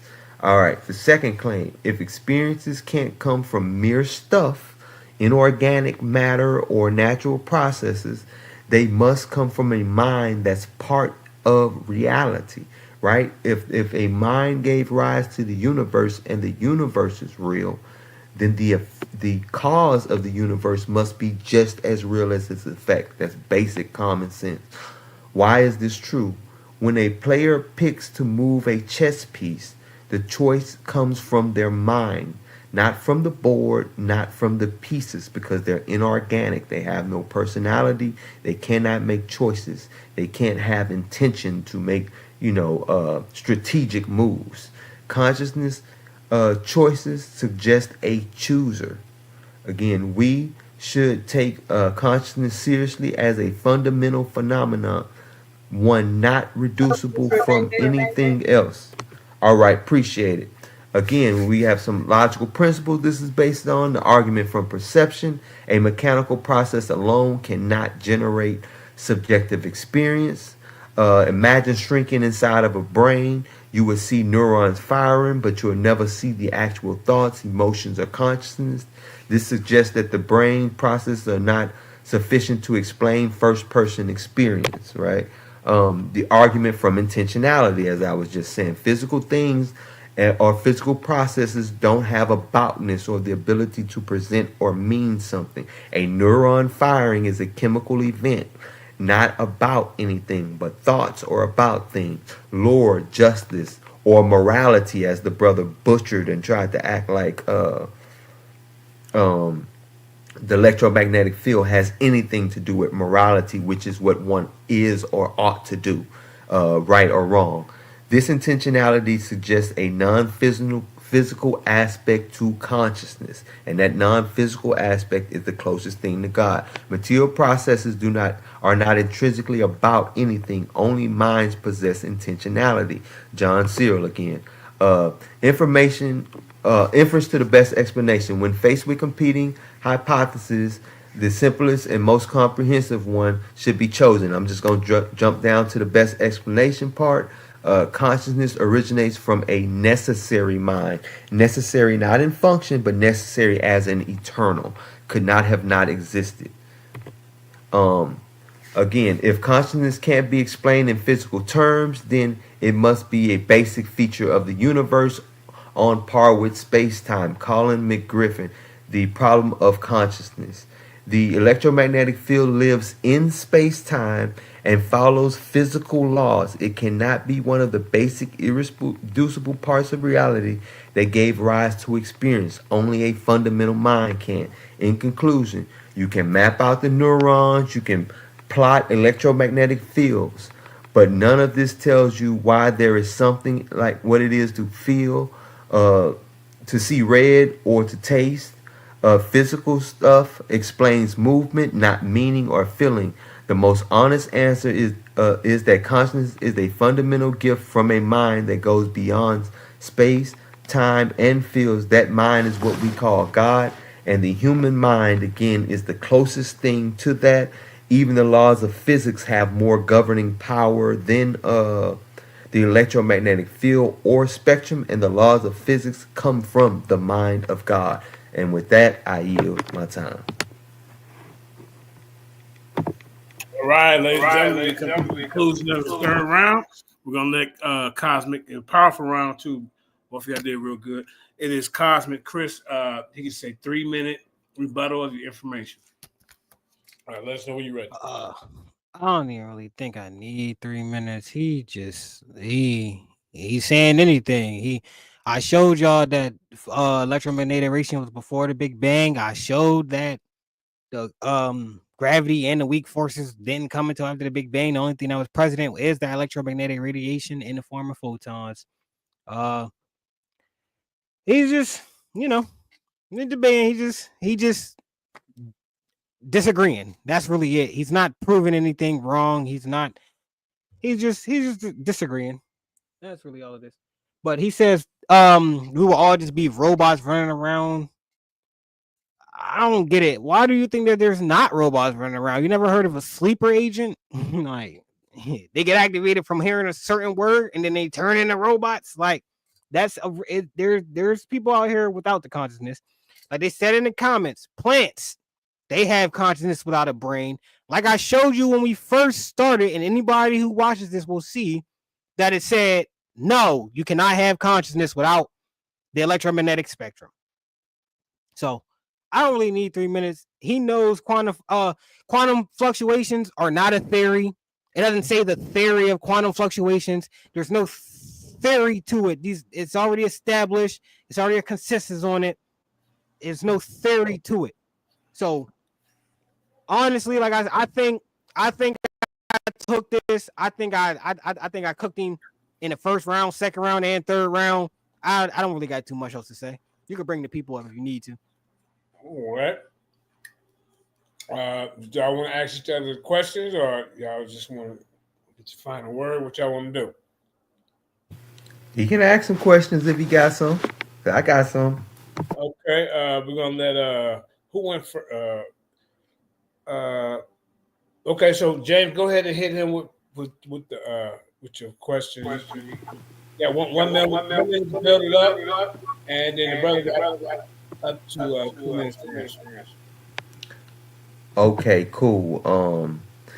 Brother, you said that the cosmic inflation period was before the Big Bang. Right here it clearly shows. I'm just share my screen doing my minute build up real quick. Let me share my screen, and it clearly says here that the cosmic inflation is a period that occurs after the Big Bang. So why did you, brothers, tell the people that it occurred before the Big Bang? Simple. I'm showing my screen again, and I didn't tell the people that. The European Space Agency told the people that, and who else is my source? And study.com told the people that, not me. So I'm sharing my screen one more time. So don't say I'm sitting here making it up. Don't say I'm lying to the people. Check the source. I got my links right there. I got the names of them, and it says, including the electromagnetic radiation of the cosmic microwave background, inflation, a period of rapid expansion preceding the Big Bang. Do you know what preceding means? If you did, you want to ask me that question. This is not for me. Thank you. Can you pull up the actual source and show us that that's in the actual source, please? I can. Is that your second question? Yeah, that's my second question, for him to pull up the actual source and show us that it says that it's after the Big Bang. Do I get a question? Because I just answered the question. Oh, we going question for question, JJ? I'm just trying to be sure. I don't want to. Okay. I don't know. I'm asking. Oh, okay. Yeah. Y'all can go back and forth. That's cool. Okay, well then you can go ahead and ask your question, and then you know what my next one is.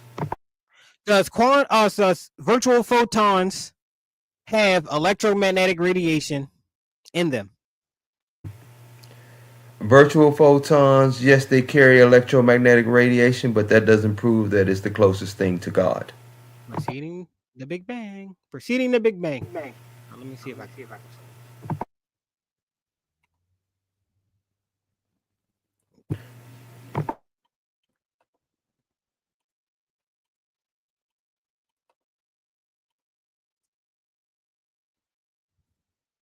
Okay, since that's gonna take time, I'll ask you this question, and then you can keep working on that, and then you can get it by the next question.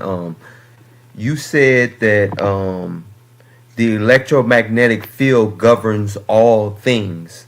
Um, can you explain to us what the Maxwell equations are and what they govern? Don't Google. Don't look for it. I know you have to, but since you want to talk about this subject, we don't need you Googling away because we can see it reflecting off your eyeballs. You Googling. Since you want to talk about the quantum mechanics and all this, what are the Maxwell equations and what do they govern? They're a set of 4 equations that describe the behavior of electric and magnetic fields and how they relate to each other. Okay, so my bad. Your turn to ask a question. Go ahead.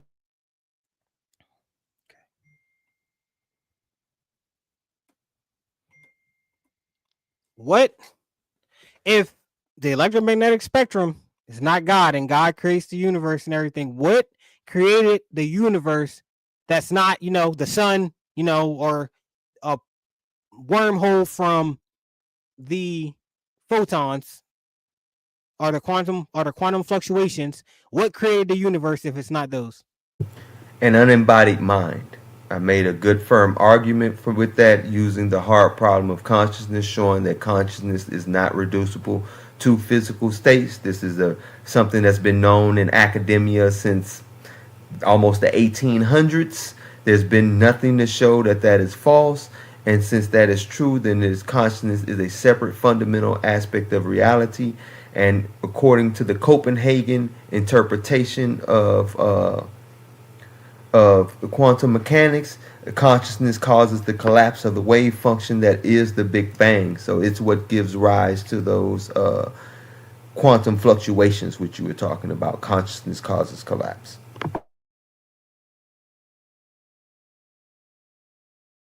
All right, next question. All right.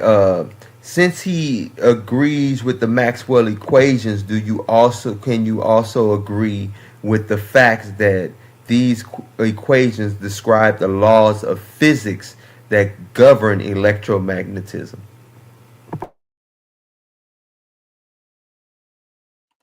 I mean, I would say, yeah.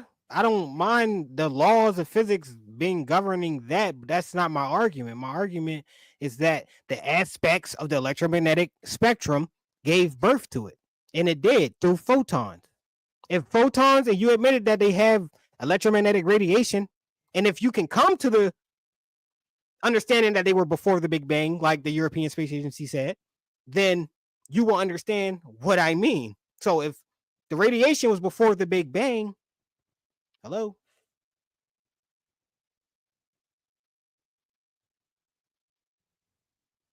We can hear you, brother. I know you stopped saying hello for a second, but we can still hear you. No, that was it. All right, then.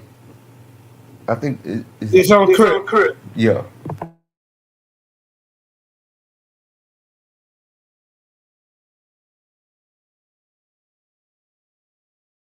You got any more questions, Chris? You still muted if you're talking. Yeah, my bad. I was on mute. Let's see. All right. Is the electromagnetic spectrum in different universes other than our own? We have no way of knowing what's in other universes other than our own. I mean, if you would have said solar systems or galaxies, I would have said yes. But you say universe, which is all that exists.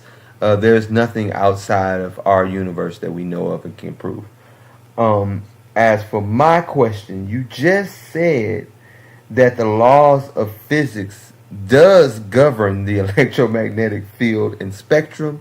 You admitted that. But during your presentation, your whole reason for saying that the electromagnetic field or spectrum was the closest thing to God was due to its governing power. So if the laws of physics has more governing power and is over the electromagnetic spectrum and field, isn't that closer to God then? If it governs the electromagnetic field and spectrums itself? Just from your point of view. No, because they're just rules. They're just a consensus of statements. It's what they got from the CMB. It's what they got from the explosion. It's what they got from the photons. They came up with the laws based off of the photons, based off of the event that happened. That doesn't mean that it governs it. It means that it describes it. You're playing with words. I don't really have any more questions. Either the Okay. Well, since you don't have any more questions, I'll say one thing: the Maxwell equations aren't playing with words, boss. So you can cry and complain about it all you want, but the Maxwell equations describe the laws of physics, which you admitted was over the electromagnetic spectrum, and you body bagged yourself by admitting that when you admitted it, sir. Debate over with. Even the laws of physics are closer to God than your electromagnetism. the law. When the law of physics are based off of the process, how can the rules rule more than the actual process? The like what it's describing the process. The rules tell you how the process go. That's what the rules do. They limit the scope of the process. That's what laws do. Provide limitations. That's what rules are. Limitations, brother. But hey, we done, JJ. We done. No more questions. We done. Hey, and James, I appreciate you for coming through, bro. It was a great conversation. Oh, definitely, Cosmic Chris, and I want to appreciate you for stepping up, debating. A lot of people be ducking and dodging. I see you about this debate business, man. I got to give you that. Yeah, great debate. Hope y'all, can get in the ring again. I'm gonna let y'all go ahead and close out, and then we're gonna get up out of here. Go ahead, brother James, since you went first. Who went first? Cosmic Chris went first. Oh, go ahead. Yeah, I went first. Shout out to him. Yeah, go ahead. Like I said, I appreciate JJ for giving me my chance, my shot. This is my first debate ever. History was made today. I want to say thank you to the Queen for being here, moderating and listening to us do our spill. And I want to thank James again for even having a conversation with me. Still my brother at the end of the day, knowledgeable. He knowledgeable as fuck. You know what I'm saying? But I just want I want everybody to know that this is not the last time y'all going to see me. This is the first of many. Oh my! Chris going cosmic on him. Y'all hear me? He said this is the first of many. The young man has stepped up to the plate, and then just the fact checker out there saying good job for stepping up. Both of y'all that ran off Cedric. I don't know what the hell going on with him. But like I say, this is what we do, man. So go ahead, James Cassel, Argument King. Go ahead and get your guys.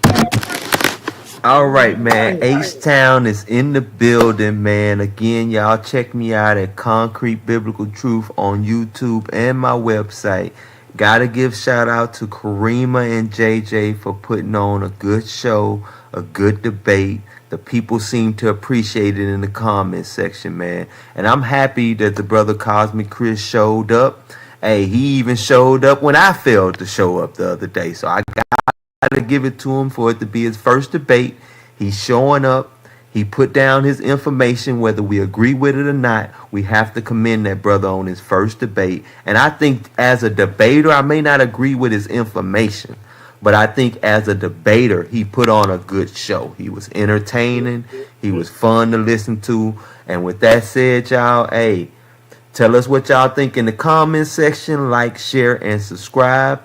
And we appreciate y'all for tuning in to this debate, man. Yeah, now this don't count enough, but if y'all felt that the Argument King did his thing, put a 1 in the chat on all three. We got it on Lions Den, we got it on JJ7K TV, and on Facebook. And put a 9 in the chat if you think Cosmic Chris 9 did his thing, right?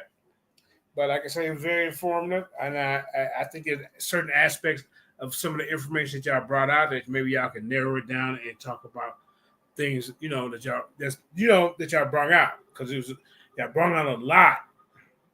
So we got some 1s in the chat, we got some 9s. The Electromagnetic Messiah said he wants to recruit Cosmic Chris. Nah, that's King Naga. You know, Naga, if you want to jump up here, you got to go to the Lions Den chat, and the link is up there. We got Sister I Am Mana in the building. Shout out to my Queen Jenny Hayes. Thank you, Karima. Thank you for both, debaters. And this is the way you do a debate. Ain't nobody leaving here mad. Don't nobody feel like they've been cheated. So after the debate, you brothers can go back and look in the audience at the end, and you can see the ones and nines in there and count it up yourself. I think the community. I think both of you guys are winners on this one. Because we're bringing out information that's, a lot of people ain't really talking about. And I get this electromagnetic debate. That topic to the Nagas. They brought it out. Actually, I was in a debate on this topic a couple years ago. And one of the things that I said was, like you said, the electromagnetism came late after the Big Bang, like 10.3 milliseconds after the Big Bang. So how could God come late? That was one of my fighting points. But go ahead, King Naga. We got King Naga, the electromagnetic Messiah in the goddamn on building, former Lions Den champion. Go ahead, Art. You already know, JJ, the electromagnetic Messiah is in the building, and it seems like it's electromagnetic Messiah is coming out the woodwork. I'm gonna reserve my vote for the debate. You dig? It was a good debate. I enjoyed it because y'all already know Naga biased to this electromagnetic thing. You know what I'm saying? Y'all already know where we stand on that.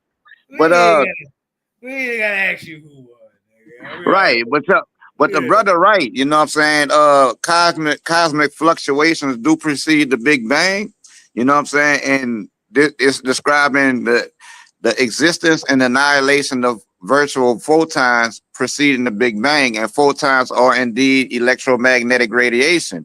And I wanted to let James know that photons are outside of time, my brother. Photons do not experience time from their perspective. That's something that we've been trying to tell you for over a year now. So it's like the brother is on point, you know what I'm saying, when what he's saying, but you already know Naga bias to this electromagnetic thing. Shout out to the Lions, then shout out to JJ7 Stacks. Yeah, hey, you got excited when you heard a little electrical guy. What? What? I'm like, hey, I thought he was already a member. I thought he was already a member of Naga, man. That's why I was like when he first started talking, I'm like, is he Naga? Yeah. It's about the right, you already know. Hey, but I didn't disagree with. Okay, the only thing I say I disagree with is that when you say protons are outside of time. That's the only thing I disagree with. I know there's a couple experiments that hint at that, but that's about it. I didn't disagree with him when he talked about the fluctuation being before the Big Bang. I disagree with him on saying the expansion was before the Big Bang, because that was definitely after. But like I said, I think the brother put up a good debate. I just, I think God is something outside of time, matter, and space. So anytime someone tell me he's within it, that puts too much limitations on what I believe to be God. Yeah, let me ask a question real quick. Brother Khalil said, what does that mean, photons outside of time, King Naga?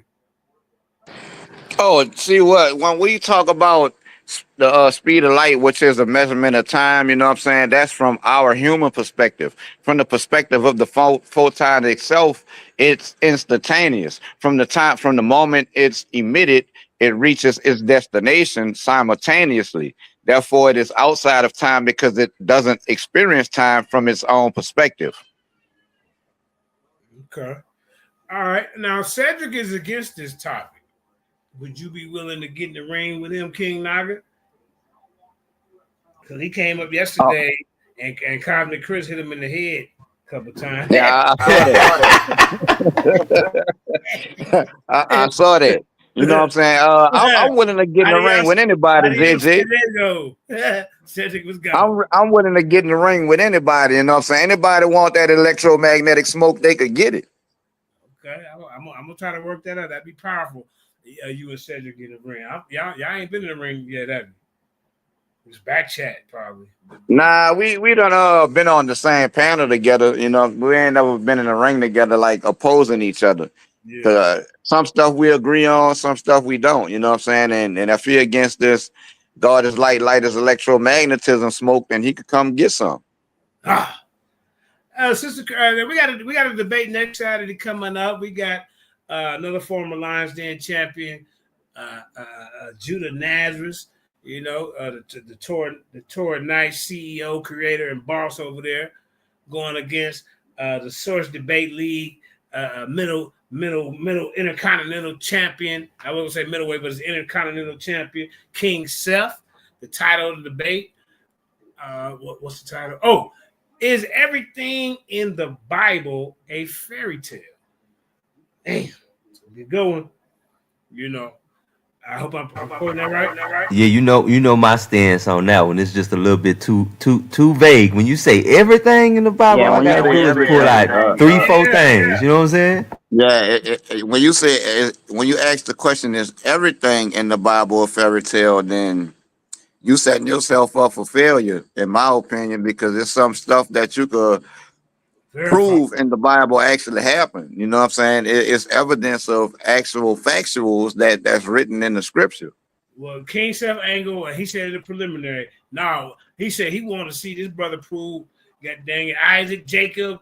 I mean, all these cats. This is what he gonna be hammering on. He probably gonna be talking about the talking donkey and the goddamn snake, the splitting of the Red Sea. I mean, so he got angles to come from too as well, and it's really just. I mean, but damn, everything. God damn, man. Shit, And now if you say is there fairy tale in the Bible, he'll have a fighting chance. But when you say everything, all Judah Nazareth got to do is bring up Tahalka and him battling the Assyrians, and then go to the Egyptian writings and show the same thing. That's actual documented history, and that's not no fairy tale. Yeah, that is a loaded title. I don't know why King said. I mean, but hey, he might got something up his sleeve. You know, I'm not a judge, and it won't even be a judge debate. Oh wait, I think Judah Nazareth. I think King Seth putting up his Source Debate League belt. Oh shit! So we're gonna have to get some judges. We're gonna have to get some judges for this one. So hey, Kermit, can you play the little preview you made for it? You know, and also I got some things lined up too. Me and Captain Desire, we trying to plan something to get back in the ring. You know, for the 4th time, man. You know, 3 ass whoopers just wasn't enough for him. A hard head make a soft, you know what? No diddy, none of that. But the nigga hard headed. Now he wants to get back in the ring, talking about sex and marriage and all this old madness. I'm gonna have to beat him up, man. I'm gonna have to beat him up. You know. Yeah, I'm ready to see that one. Y'all know King Seth. That's my homie. You know, my fellow H-Town. Yeah. Fellow H-Town guy. So I would like to see him hold it down, but you know, I also looking at it like, man, you know what I'm saying? I don't know if he gonna be able to do it with that title. Hey, Judah Nazareth did the same thing that King Seth do.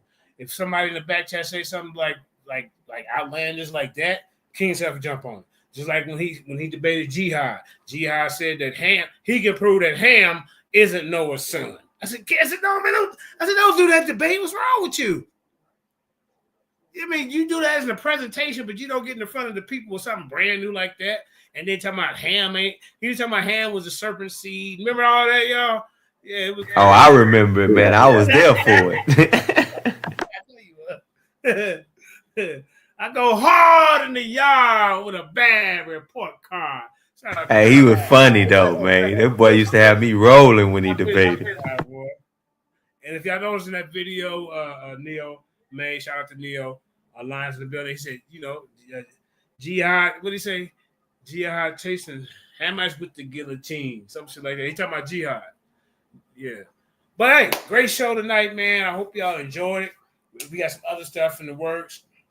You know, I'm trying to get Apostle back over here. He ain't feeling good, but he gonna, you know, we got some things like that. Sunday, me and Natalie supposed to be going on FOPE to address these some of these atheists over there. You know, I ain't even gonna call their name out, but you know who you are with all this old nonsense.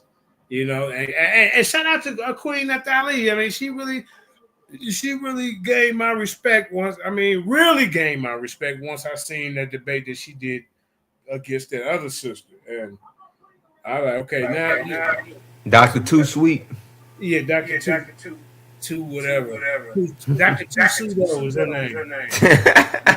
Hey, good show though, James, bro. You did, y'all both did good, bro. I enjoyed the show. Yeah, I But appreciate that. JJ, I'm gonna give you a little inside scoop, JJ. The original Electromagnetic Messiah cooking up something that Cedric gonna have to respond to. You You gonna do your announcement over here? Yeah, bust it out over here, man. Well, you know that's a new project. You know what I'm saying? He the original Electromagnetic Messiah, and he cooking something up, but he definitely gonna have to respond to it. Oh man! Well, either way you go, if you play it somewhere else, we will play it over here. No big deal. And don't forget to recruit Cosmic Chris. Too, you know what I'm saying? Yeah.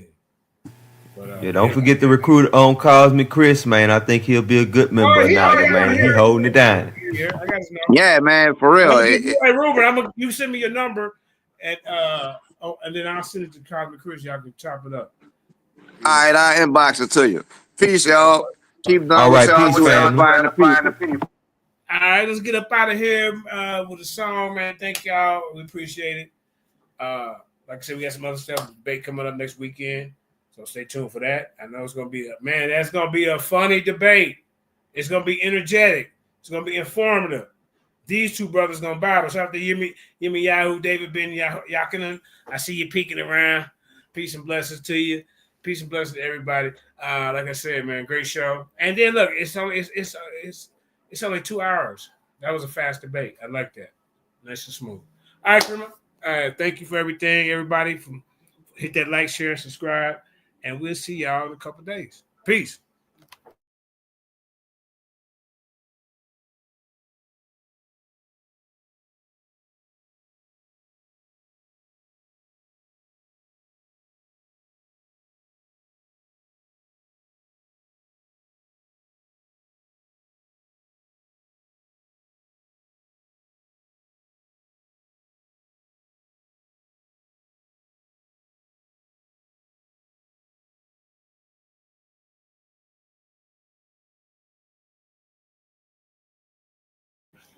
Okay, I think Krima might have stepped away, but like I say, man, everybody, please hit that like, share, subscribe. Any debaters out there? There she go. Any debater out there want to, fair debate? You don't want the guy all in your goddamn video, crying when somebody say something about the judges. Come over here. If you don't want to be held down by a $50 goddamn it 360 debate slave goddamn contract, come over here. If you don't want two idiots that ain't never been in a goddamn debate in their life and they trying to formulate and trying to be a judge, come over here. Because over there at that goddamn Paradigm Griff, they got them in slave contracts. With that being said, go ahead, Chris. Let's get up out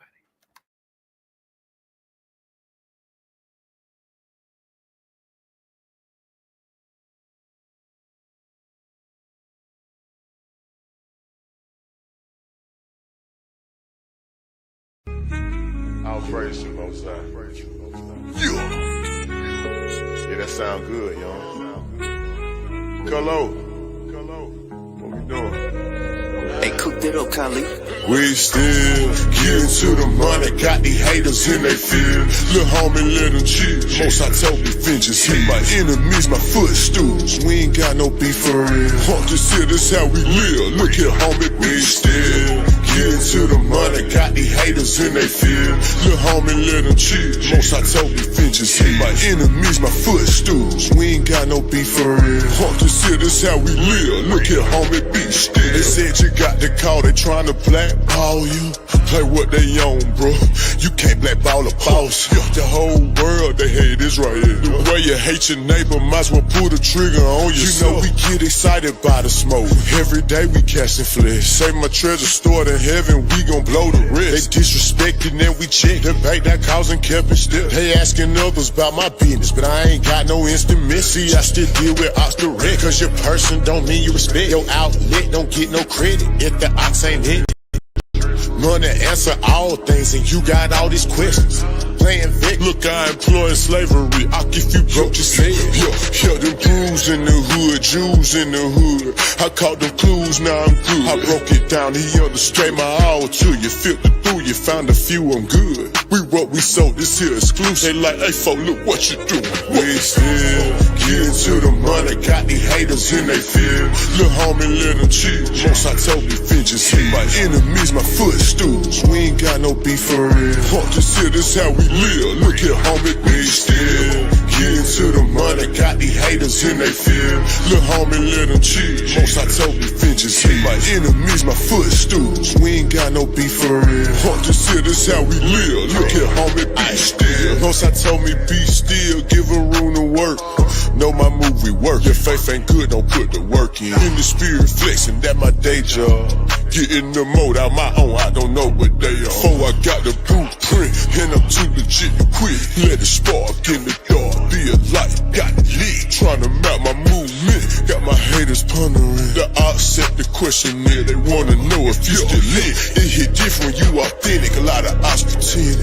We do it for the Lord, got my own motion, who are you to judge? Put most high first, none above. Tap in the spirit, we locked in, they'll come against your plot. You know Judas said, yeah, we spit them scripts, they barely now. Came on slave ships, then you not black. You know they tell you everything. Isaiah 30:20, yeah, we bad. You see what happened when they tried to rail the train up off the track. False witness, hypocrite. We throw shots back, now they feel hit. Must go get it. We still getting to the money, got these haters in they feel.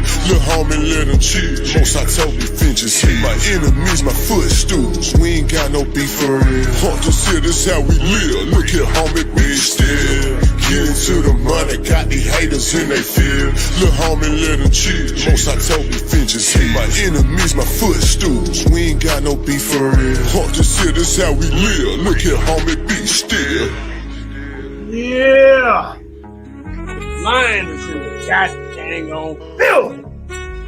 All you pseudos are gonna get out your feelings.